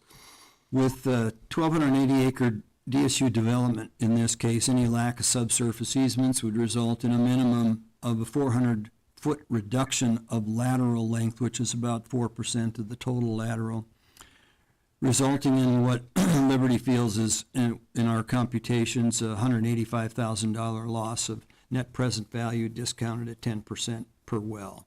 So for just 2 wells, you're getting close to a $400,000 loss of value right there. Okay, and then the next bullet point, as I understand it, that's a need for the 2560s with respect to disposition of the fluids. Can you help us with that? Right. To minimize trucking of fluids, and anytime you can get trucks off the road, it's a good thing. For oil and water, to allow gas takeaway, all production streams would need to be piped a half-mile directly to the east to the existing Overdorf East pad where we have takeaway capacity for all 3 streams. Production development and approved 2560 acre spacing mitigates surface owner issues with pipeline right-of-way easements. In particular, if a 2560 acre spacing or a pooled unit is not approved, then an additional half-mile of pipeline would need to be constructed at an additional cost of approximately $400,000, as we mentioned before. Okay, and in terms of plans for development, how does the 2560s versus 1280s impact that? A 4-well infill development here is optimal, and Liberty would then complete its drilling, and it would be the final development in the Temple and Overdorf DSUs. We would have then drilled the 6 wells we have in there plus 4 more. We'd have 10 wells in this 2560 or 2 1280s. If these wells cannot be drilled and completed in a 2560 acre spacing unit, then Liberty will most likely forego development at least in 2023. And I think you testified a few moments ago that Liberty has a rig under contract, and it would next move into this area if a 2560 acre spacing unit is granted. Is that correct? Correct. And in terms of, you talk about at the end of this exhibit that you need an expedited order. What are you thinking of in terms of what would be optimum for Liberty in terms of obtaining an order? Our request for an expedited order would be if we could hear something back from the commission, certainly prior to July 18th would be desirable. It would, if we didn't hear back, we'd probably forego a set and conductor and surface casing. And even that's a hard deadline for us at this point. Even prior to that, there will be people and equipment in motion to get to that work effort by July 18th. That's all the questions I have for this witness, Mr. Examiner. Staff have any questions?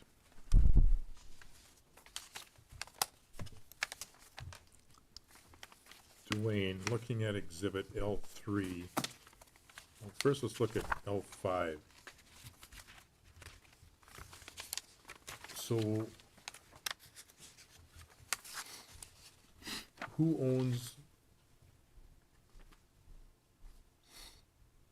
the northwest of one, you said is one landowner? Actually, the entire northwest quarter of Section 1 is one landowner.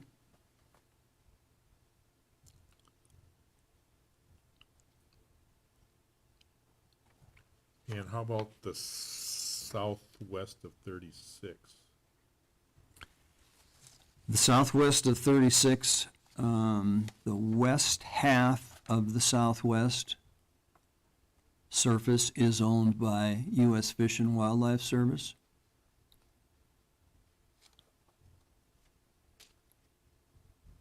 And the remainder? And the east half of the southwest surface is owned by North Dakota Department of Trust Lands.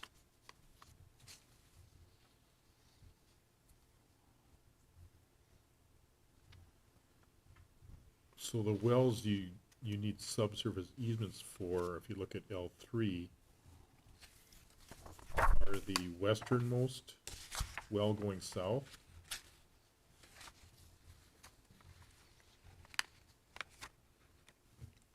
And the westernmost well going north. The reason we, if I can repeat myself, for the well going south, we want to back build our drill curve up into the southwest of Section 36, which the surface is owned by U.S. Fish and Wildlife Service.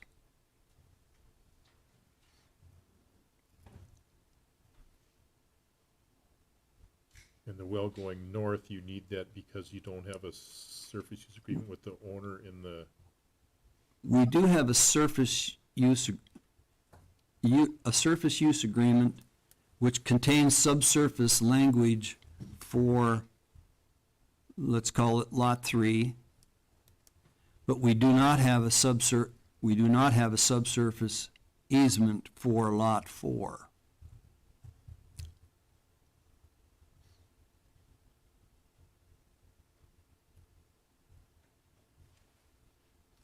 even though the northwest of one is one landowner? Correct. When we executed the surface use agreement, it was either in 2020 or 2021. I think it was 2020. We put on the legal description just Lot 3. And then we always have subsurface easement language embedded in our surface use agreement, but it did not include, in this case, it did not include the northwest, or what is better known as Lot 4. And the reason you need one of the reasons for the 2560 is to put a pipeline in going straight east. Is that because you would be having oil from off the space unit if you had 1280 space units? That's part of the issue, yes. That surface owner, we have a long history with that surface owner, going back actually to May of 2014. We were drilling to the southeast here. This may be more information than you want. Stop me if it is. That surface, we were drilling our first well in this project southeast of here, a couple of miles, on surface owned by the same surface owner here in the northeast quarter. We had, we did not have a surface use agreement with them, so we had gone on the location under a 20-day notice. And we were rigged up and drilling, and that individual came out on the rig and basically said, if you don't shut this rig down, I'm going to come back in an hour with a gun. Several things transpired after that. We temporarily took out a temporary restraining order. I ended up going up there that night or the next night, visiting with him and his brother, and we worked out a deal. We did not have any real communication with that. Off and on over the years, we've had some communication with that individual, and then we did end up signing a surface use agreement with that individual in, I believe it was January of 2021 for the Oberdorf East pad. However, when we went to make our connections in December, January, this past 6 months ago, that individual had again changed his mind, and we ended up, under the terms of the surface use agreement, Councilor Bender and I worked out a letter. We went and tied in the 3 streams that we needed to get tied in on the Oberdorf East pad. under the terms of the surface use agreement and some case law that Counselor Bender had cited. There were very short connections right on the very eastern side of it. We were told several things by the surface owner, not to set foot on the surface, et cetera, but, you know, we had a surface use agreement and we basically went in under those terms. One last question, it's Sure. somewhat general. So subsurface easements, do all operators in the basin use those, or just some of them? To back drill and things like that? Liberty's been drilling up here since 2010, 2011. I've been involved in all during that time. It's been a progression. Early on, I don't believe any operators pursued subsurface easements. Even early on, some of those subsurface easements were taken from mineral owners rather than the surface owner. I mean, since that time, I think the perception of the law as to who owns the pore space has changed drastically. Obviously, of recent years, the surface owner owns the pore space. So we've been taking subsurface easements with the surface owners. For a long time, for several years, we did them. It was sort of $100 courtesy fee was what we paid for a subsurface easement. Now, And I wouldn't. Go ahead. I was just gonna say, don't give an amount. You can talk Okay. about it being higher. I mean, now it's now you know, with the Northwest Landowners Association and their activity, and the recent Supreme Court case relative to pore space, surface owners are charging considerably more.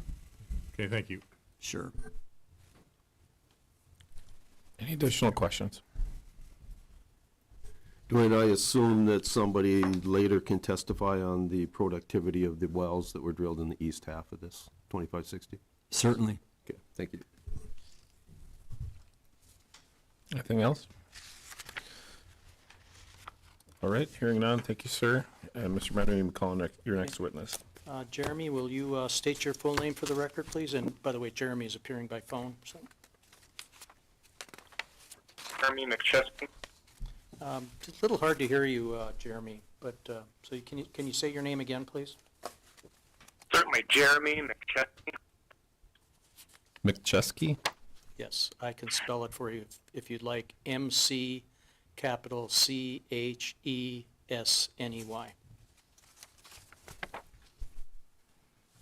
All right, Mr. McChesney, can you raise your right hand, please? And do you solemnly swear or affirm under the penalties of perjury that the testimony you're about to give in this matter will be true and correct to the best of your knowledge and belief? I do. All right, you may proceed. Jeremy, by whom are you employed? Liberty Resources Management Company. In what capacity? Geosciences Manager. And in that capacity, have you testified before the commission previously? I have. Had your qualifications accepted as that of an expert? Yes. Offer the further testimony of this witness that of an expert. Your offer is received and approved. Okay, Jeremy, let's go to Exhibit G1 in the packet. Can you identify G1 and very briefly discuss what's contained upon it? Yes, Exhibit G1 is a geologic structure map on the top of the Upper Bakken Shale with a 50-foot contour interval.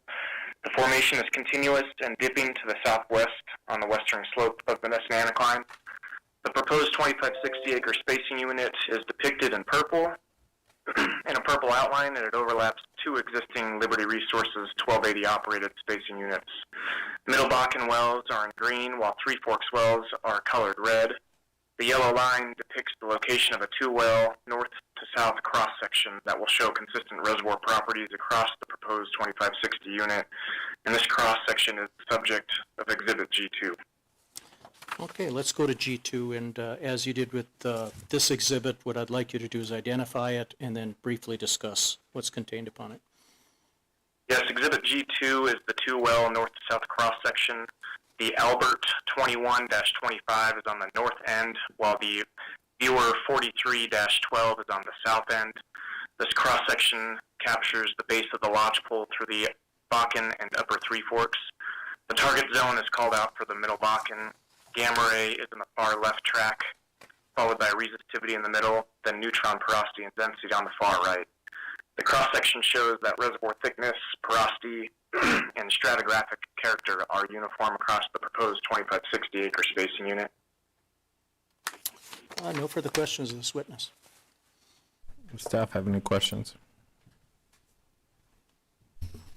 Jeremy, are there any geologic inconsistencies between the north 1280 and the south 1280? Any faulting or folding or geologic hazards? There is on the eastern side of the northern 1280, where Liberty drilled 2 wells to the north late last year. There is one collapse feature that we encountered in the last 700 feet of the lateral, just to the east of the parent Temple well. But those features do not exist on the western half of the proposed 2560. Would you be able to provide an exhibit kind of depicting that, or your evaluation of that for this case? Certainly, it's tough to see on the contour interval of 50 feet, so I can provide a smaller contour interval for the structure map showing the features and how they exist on the, that one feature, exists on the east side and not the west side. Yeah, please do. Focus on the two 1280s and provide just a little bit of narrative on how that was determined. Sure. Thank you. Any additional questions? All right, hearing none, thank you, sir. Mr. Benner, you may call your next witness. Yes. Stacy Strickland. Stacy, will you state your full name for the record, please? Stacy Strickland, Spell your last name, please. Strickland. All right, Ms. Strickland, could you raise your right hand, please? And do you solemnly swear or affirm under the penalties of perjury that the testimony you're about to give in this matter will be true and correct to the best of your knowledge and belief? I do. Stacy, by whom are you employed? Liberty Resources, In what capacity? Data Analytics and Reserves Manager. And you're an engineer by education and training, is that correct? That's correct. And you've testified before the commission previously, I have. had your qualifications accepted as that of an expert? They have. Offer the further testimony of this witness that of an expert. Offer is received and approved. Stacy, let's go to Exhibit E1. Can you identify E1 and briefly summarize what's contained on the exhibit? Sure. Exhibit E1 illustrates a 2-mile wellbore that Liberty Resources would execute in order to safely drill and complete a Middle Bakken landed wellbore. You'll notice the lateral is cemented, and the expected completion design includes 27 frac stages and 1,000 pounds per foot of proppant using a plug-and-perf technique. All right, and E2? Exhibit E2 illustrates the proposed 2560-acre spacing unit outlined in purple, and that is in Township 15996, Sections 25 and 36, Township 15896, Sections 1 and 12. The existing horizontal wells are shown in solid green lines for Middle Bakken landed wellbores and a solid red line for a Three Forks landed wellbore. The 2 centermost wells are the original parent wells completed by Sequel Energy in 2013, the Three Forks well to the north, and a Middle Bakken well to the south. The 4 green Middle Bakken wellbores on the east side of both 1280-acre DSUs were drilled and completed and brought on to production by Liberty in March of 2023. To complete the development in these DSUs, there are 4 additional Middle Bakken landed infill wells to be drilled on the western side, and those are shown in dashed green lines. These 4 wells consist of 2 drilled to the north into the Temple DSU and 2 drilled to the south in the Overdorf DSU. All 4 infill wells will be co-developed from an expansion on the Overdorf West pad as shown. To maximize recovery, as stated before, we do plan to do backfill to drilling, and that is built into the production expectations. It's based on that directional plan. All right, let's go to E3. Exhibit E3 is a cumulative oil versus calendar date plot to show the production history for these two DSUs that are in the hearing. The blue lines represent the well production in the Overdorf DSU, that's the southernmost DSU, and the orange lines represent the well production in the Temple DSU, the northernmost. Let's focus on the curves on the left side of the plot. In 2013, as stated before, a single parent well was drilled, completed, and brought onto production by Sequel in each of the 1280-acre DSUs. One important thing to note is the completion designs were very similar at about 310 pounds per foot, 30 stages, and a combination of sliding sleeves and a plug-and-perf technique. After 10 years of production, the cumulative oil variance between the two parent wells is within 10%. If you'll focus on the right side of the plot, in 2023, 2 infill wells were drilled, completed, and brought onto production in each of the 1280-acre DSUs for a total of 4 infill wells by Liberty Resources. Again, for these 4 infill wells, the completion design was very similar at 920 pounds per foot, 27 stages, the same number of clusters, and a plug-and-perf technique. The early time performance is similar in all 4 wells. The development history for these two 1280-acre DSUs is balanced in the number of wellbores, the wellbore placement or the spacing, and the cumulative withdrawals to date. All right, and E4. E4 is an economic summary of a Liberty Resources operated Middle Bakken well in this DSU area. The general reservoir parameters are provided at the top with a formation thickness of about 60 feet, 8% porosity, and 38% water saturation. Next is the expected production profile, and that's based on offset Middle Bakken wells actually in these DSUs. The initial oil rate is expected to be 1,300 barrels of oil per day, gas rate of 1950 MCF per day, decline rate starting at 95%, and then flattening to 81% once on hyperbolic decline. We use a B factor of 0.9, water cut of about 60%. Our GOR profile is projected to be 1,500 when we're above bubble point for the first 6 months, then ramping up to 5,500 over 6 months, and then holding flat. That resulting EUR is 325 MBO and 1325 MCF. Next is our expected integrated economics, and if we're using Liberty's drilling complete cost estimated at $7.8 million for a 2-mile lateral, and associated midstream connect cost of $270,000. We have LOE cost of $6,000 per month fixed, $8 per barrel of oil variable, and then a flat wellhead oil price of $65, a gas price of $2.50 per MCF. That results in an IRR of 78% with an undiscounted payout of about 10 months. As discussed earlier, the 2560-acre development is necessary to maximize both recovery of reserves through backfill on the drilling of lateral and to provide the highest economics for our portfolio. The lack of backfills results in an estimated reserves loss of about 13,000 barrels of oil per well, and that's 22 MBOE per well. And that equates to an NPV 10 loss of about $185,000 per well. In addition, the 2560-acre DSU is necessary for the most direct pipeline route for takeaway of oil, water, and gas. As discussed in the prior land exhibits, an alternate pipeline route would cost an estimated $400,000 with an additional half-mile of surface disturbance. Without the 2560-acre approval, this permitted infill development of 4 wells would be deferred beyond 2023 due to the loss in economics, the additional capital costs, and the greater surface disturbance. It would just move a little further back in our rig schedule.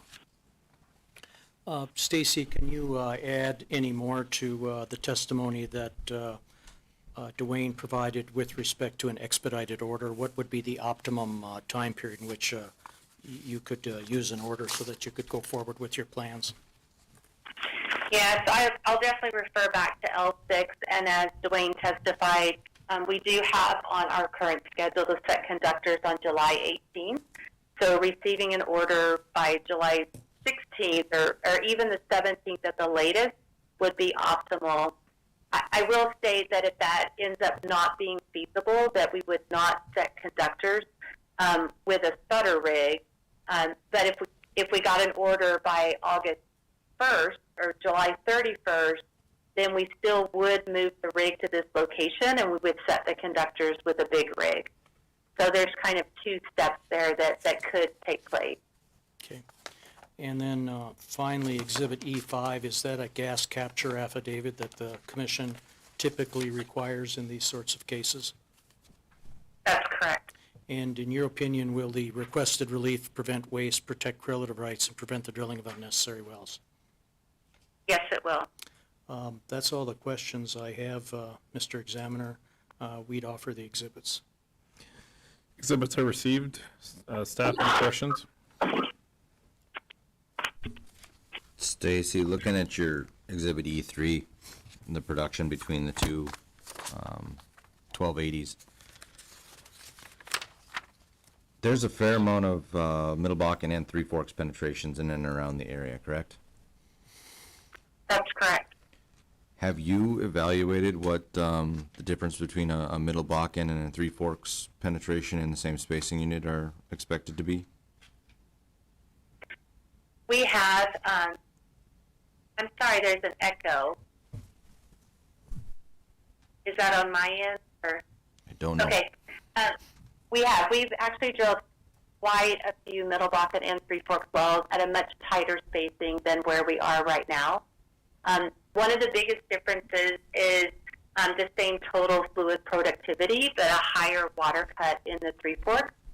So the economics are more challenged with a Three Forks landed wellbore. What we found with both our production and our EOR pilot in this area is that we do have really good connectivity between the formations. And with our modern frac technique with 1,000 pounds per foot, we are very confident that we're accessing both the Middle Bakken and the Three Forks reserves when we're landing the wellbore in the Middle Bakken formation. Okay. Can you give me an idea what your reservoir parameters for the Three Forks would be, the thickness, porosity, and water saturation? You bet. In this area, the Three Forks is 28 to 30 feet. The porosity is about 10%, and the water saturation is about 40%. Okay. Now, I guess going back to evaluating the productivity between the two 1280s, you're depicting a 9.5% difference in the parent wells. How much of that is attributable to the one being a Middle Bakken well and one being a Three Forks well?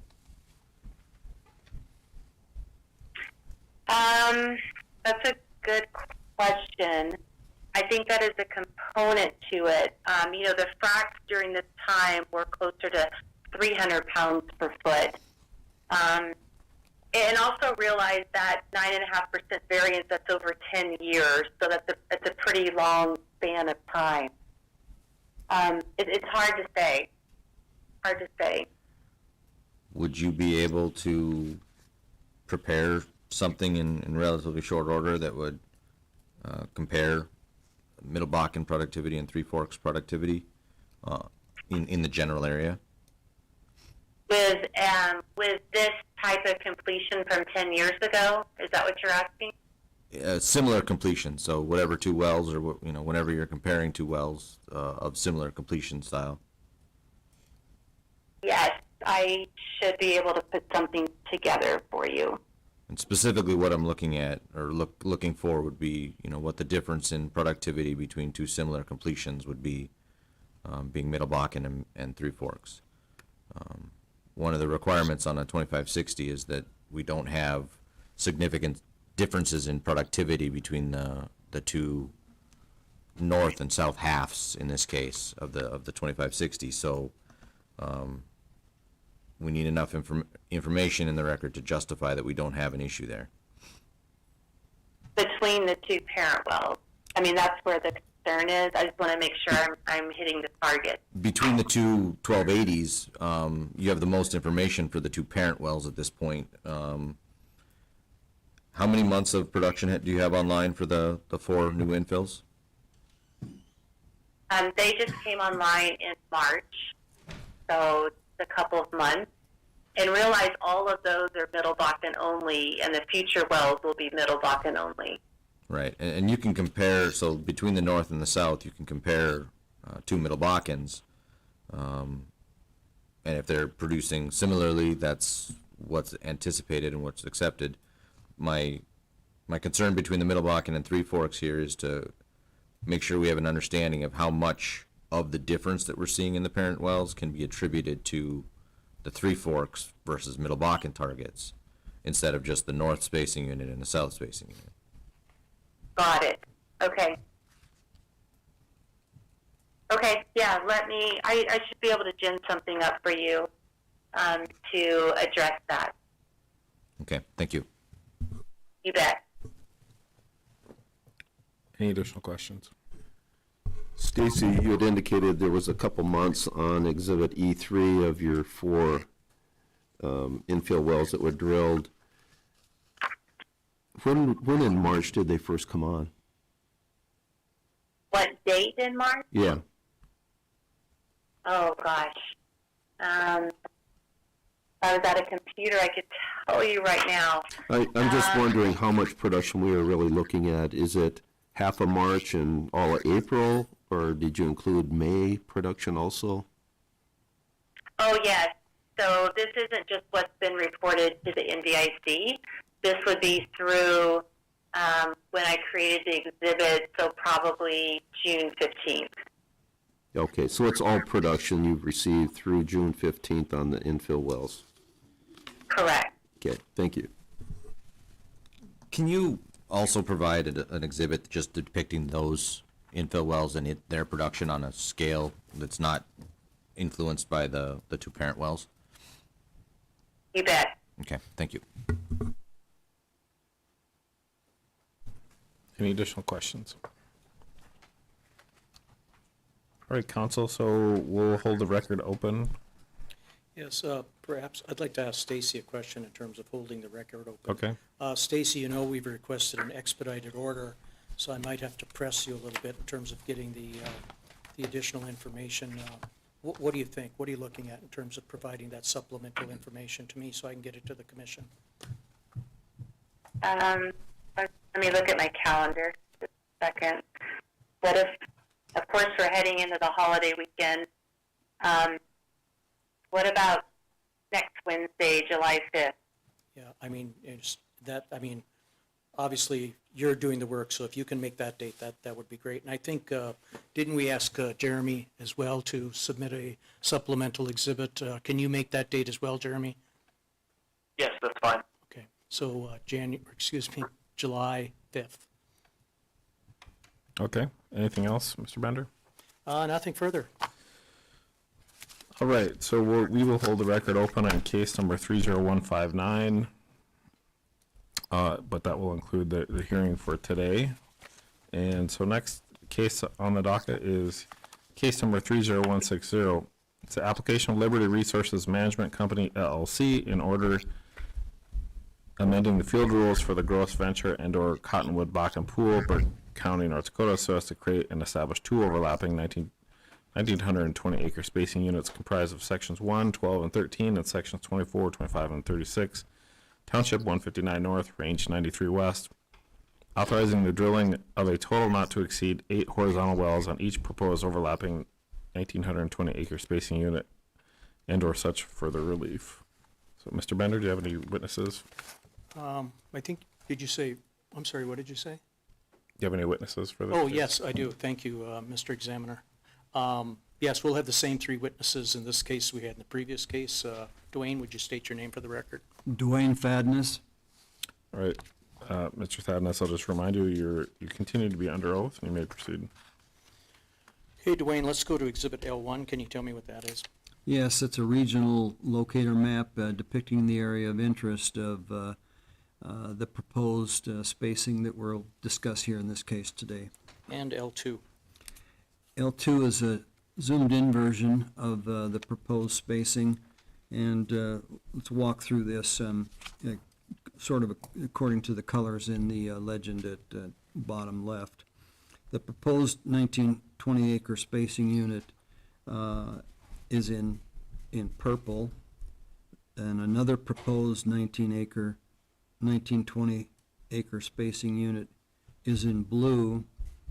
There are 3 existing 1,280 acre spacing units consisting of sections 1 and 12, another one of 13 and 24, another one of 25 and 36. The magenta color in this plat depicts existing Liberty Resources spacing units. The green lines depict and indicate the existing oil field boundaries in this area. And of those 3 1280s that you referenced, only one 1280, 13, and 24 has a well on it. Is that correct? That's correct. Okay, let's go to it was L2, now we're going to L3A.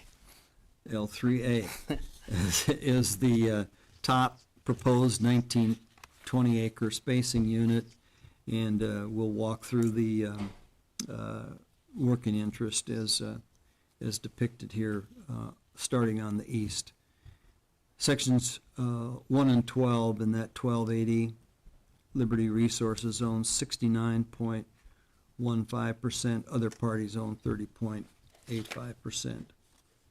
In that section 13, which is really 13 and 24 on the next exhibit, there's an existing well in there, which is an Oasis well, which is now cored. And that 1280, Liberty has 0% working interest, and the other parties, of course, control that with 100% working interest.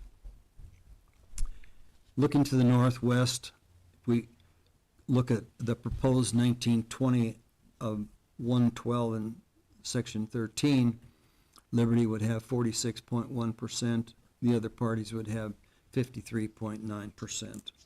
And because Liberty has less than a majority interest, will Liberty be working with other, or discussing with other working interest owners, who will be the operator?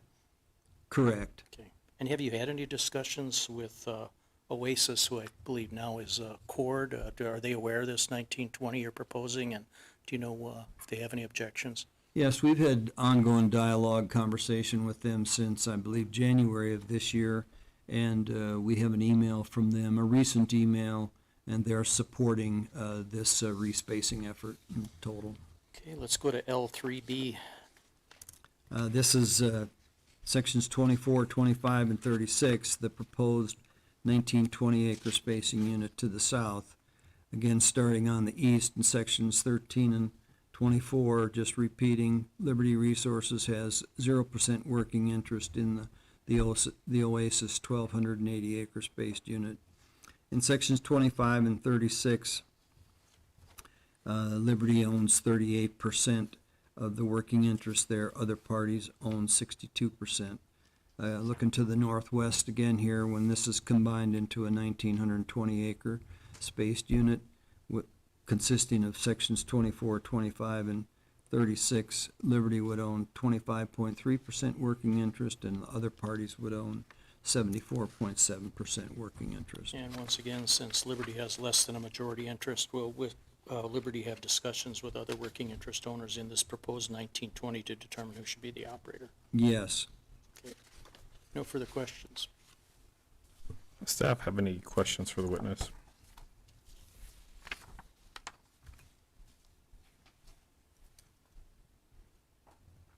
All right, hearing none.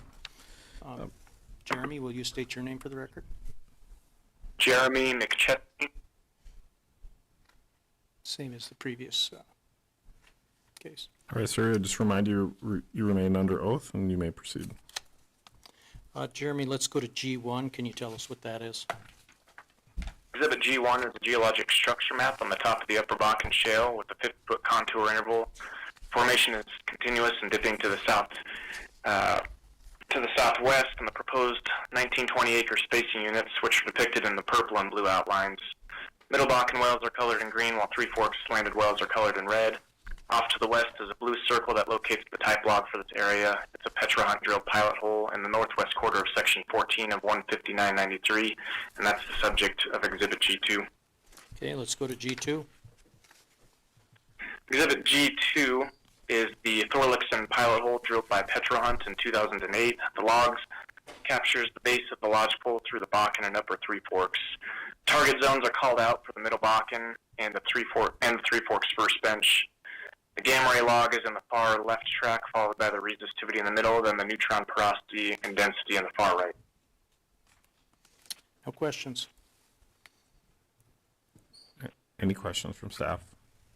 Jeremy, you're identifying both Middle Bakken and Three Forks potential targets. Are the wells planned to target both at this time?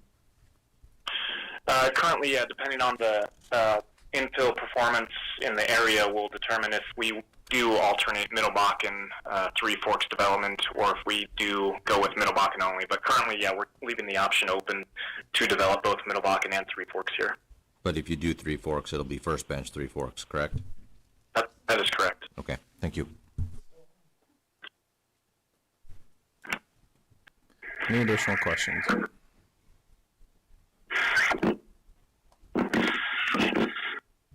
All right, thank you, sir. Mr. Bender, you may call your next witness. Stacy, state your name for the record. Stacy Strickland. Stacy, let's go to the next, oh, I'm sorry. I'll just remind you that you're under oath, Ms. Strickland. You may Yes. proceed. Okay, Stacy, let's go to E1, very briefly discuss that exhibit, please. Exhibit E1 is a 3-mile wellbore that Liberty would execute, drill, and complete either a Middle Bakken or a Three Forks landed wellbore. The lateral cemented. The expected completion design would be 40 frac stages and 1,000 pounds per foot of proppant using a plug-and-perf technique. Okay, and E2A.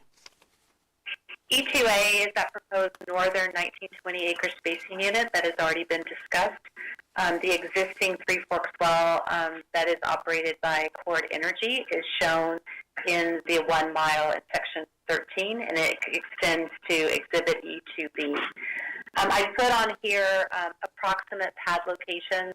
This is just meant to be a cartoon of that we would probably fully develop this CSU with 2 pads. It's not meant to be the exact placement of those pads. The proposed infill wells up to a maximum of 8 are illustrated with dashed purple lines. The offset development results will dictate whether the infill wells are going to be Middle Bakken Three Forks alternating or Middle Bakken only landed wellbores. E2B. E2B is that proposed southern 1920-acre spacing unit, and again, the existing producing well operated by Cord Energy is shown in Section 24, a continuation of Section 13. As before, the proposed infill wells up to a maximum of 8 are illustrated with dashed purple lines. Development is still TBD on Middle Bakken Three Forks alternator or Middle Bakken only landed wellbores.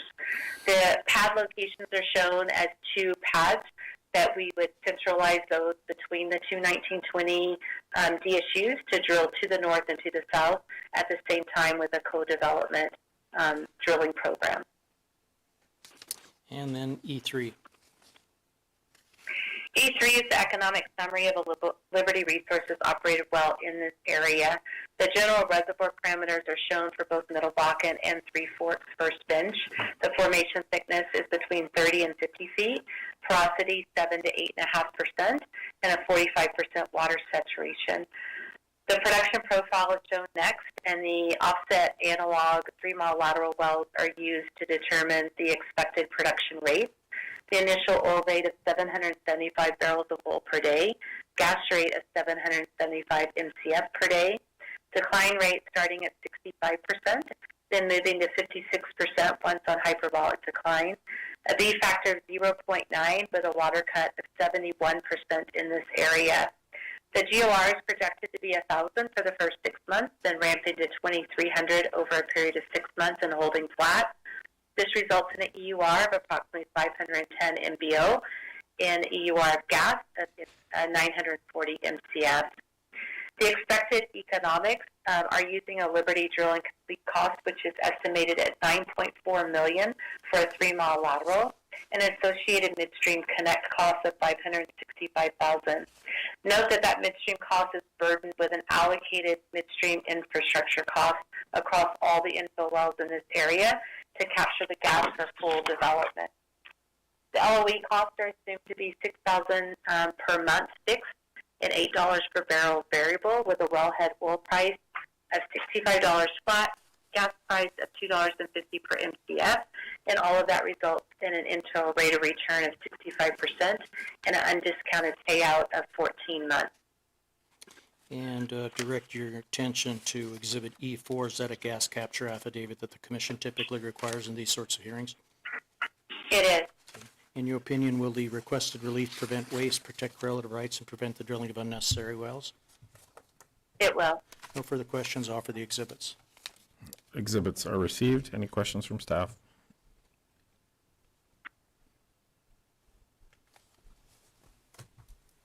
All right, hearing no questions. Anything else, Mr. Bender, in this case? Nothing further in this case.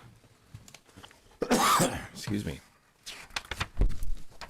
All right, we will conclude the hearing for case number 30160.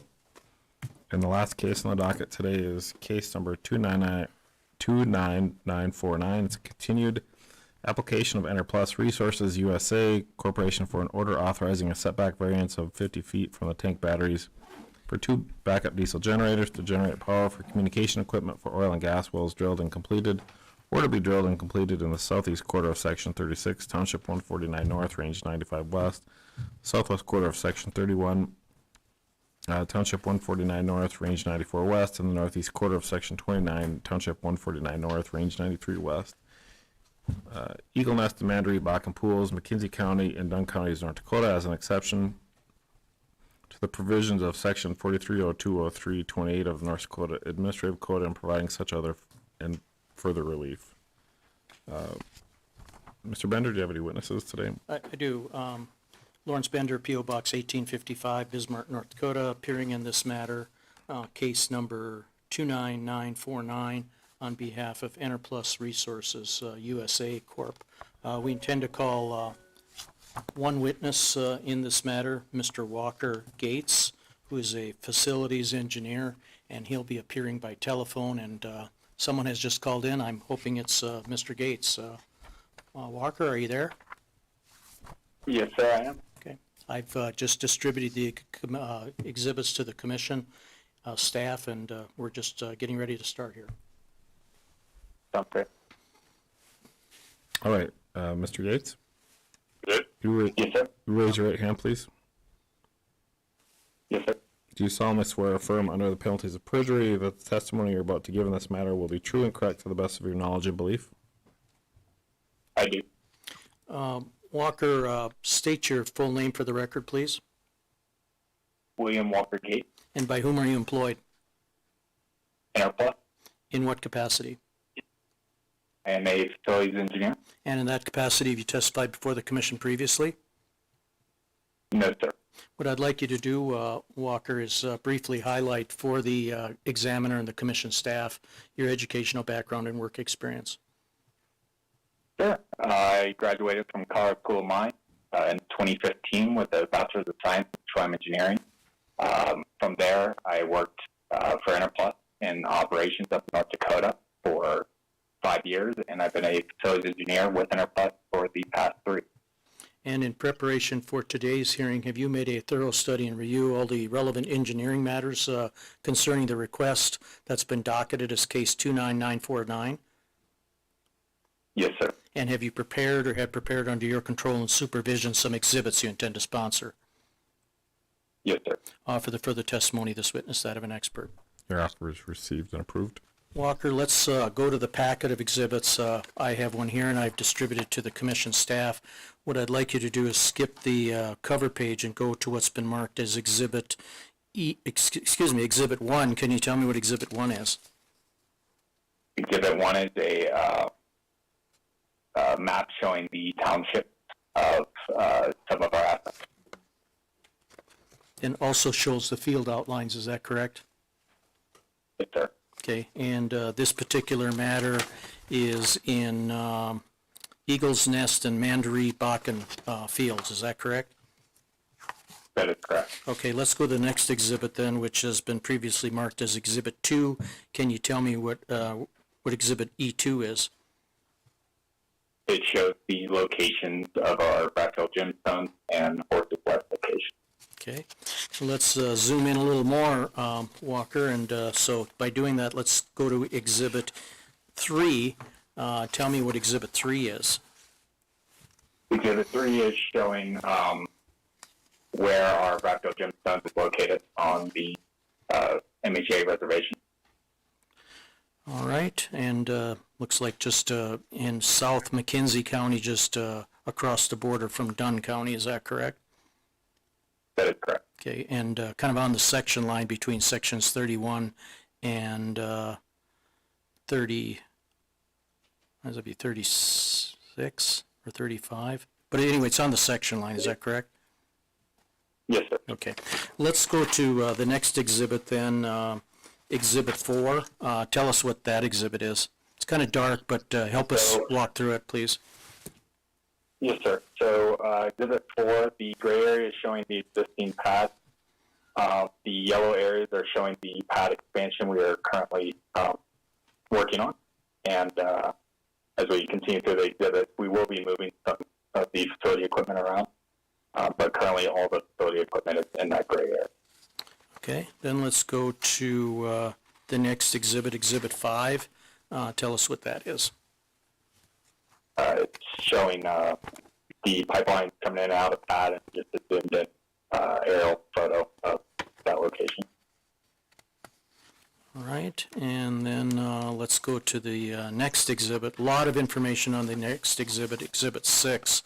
But if you can summarize what's on this exhibit, keeping in mind what it is that Enerplus is requesting, I'd like you to do that for us, please.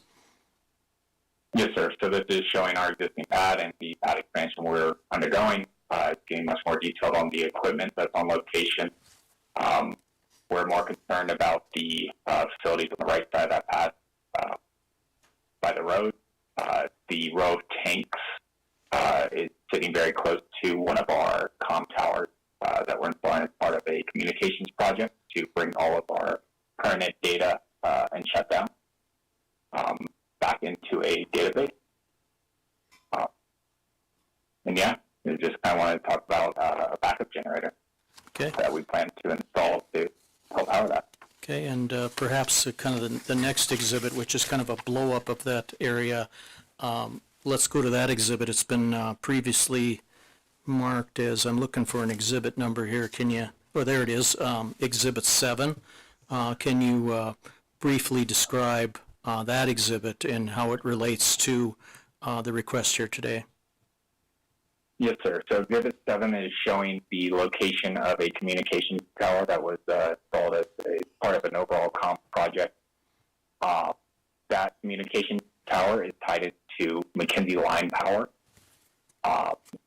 Through certain times of servicing and bad weather, our line power can possibly go down, resulting in a loss of communication through that tower.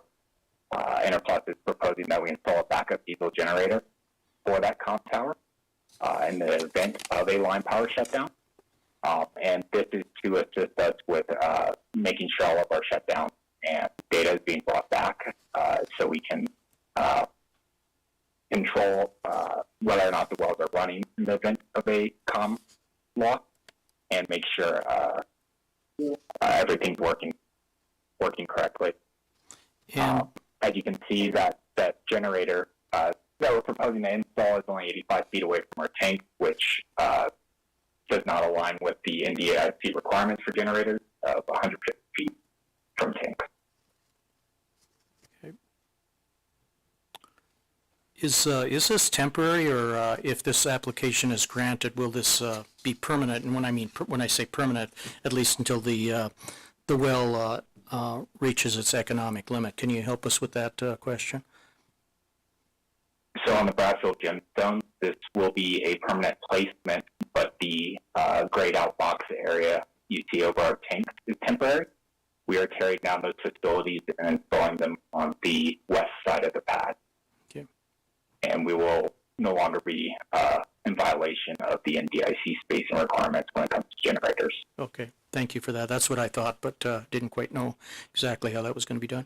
Mr. Examiner, I don't have any other questions for this witness. We would offer each one of the exhibits that was identified and discussed by Walker. Exhibits are received. Does staff have any questions?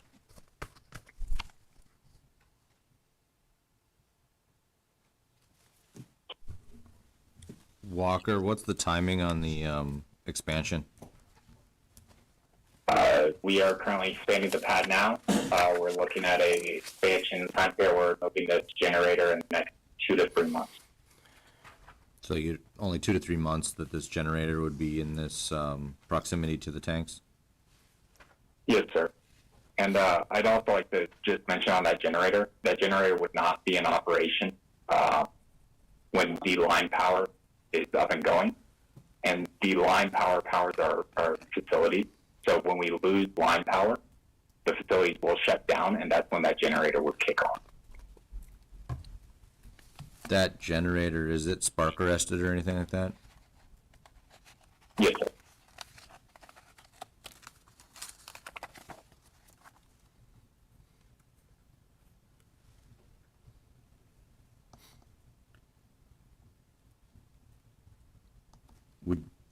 It's pretty small on Exhibit 7, so I might be asking for one more supplemental here, depicting the distance between the tanks and the generator and the communication tower in just a slight blow-up of that specific area in question, so. Walker, did you understand the request for a supplemental exhibit? Yes, sir, I did. Would a drone photo with accurate distances be acceptable there? As long as it was roughly to scale, I think that'd be fine. Yes, sir. It will be the scale. Thank you.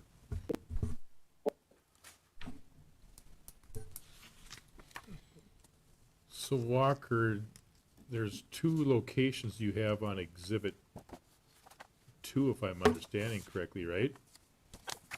Yes, sir.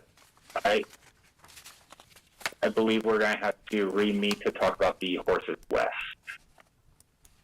So we're not considering the one over in 29.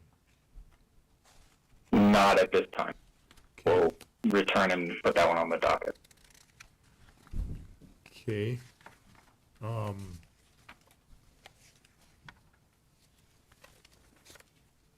So we're talking about one backup diesel generator then, is that correct? Currently, yes, sir. Okay. With these exhibits. And can you explain, I mean, just very generally, why can't you move the generator further to the left on Exhibit 7? We could put it on the other side of the comm tower. On Exhibit 7, you can see where the road comes in. Would prefer not to put it on the other side of the road and trench under that road with wiring for a small generator. That's just used in cases where we lose line power.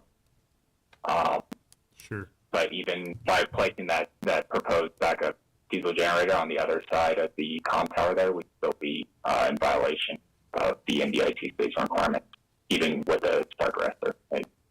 We'd be within the 125 feet. Okay. Yeah, as Rich mentioned, submit a larger exhibit or an actual PDF so we can blow it up, so we can read some of this. Thank you. Would be happy to. Walker, I just want to point out that if you do have a spark arrestor on your equipment, that you can be as close as 125 feet to tanks. I don't think that was mentioned, but thank you.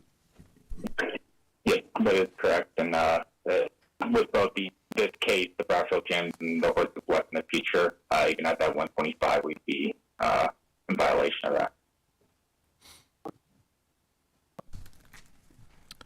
Any additional questions?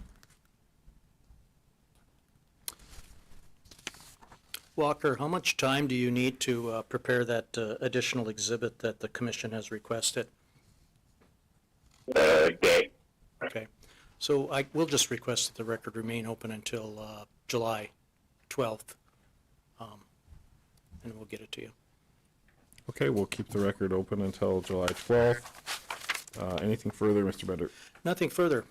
All right, that will conclude the hearing for case number 29949. The record will be kept open until July 12th. And that looks like that's all the cases scheduled for today, so we will close the record at 1:23. Hey, Bethany,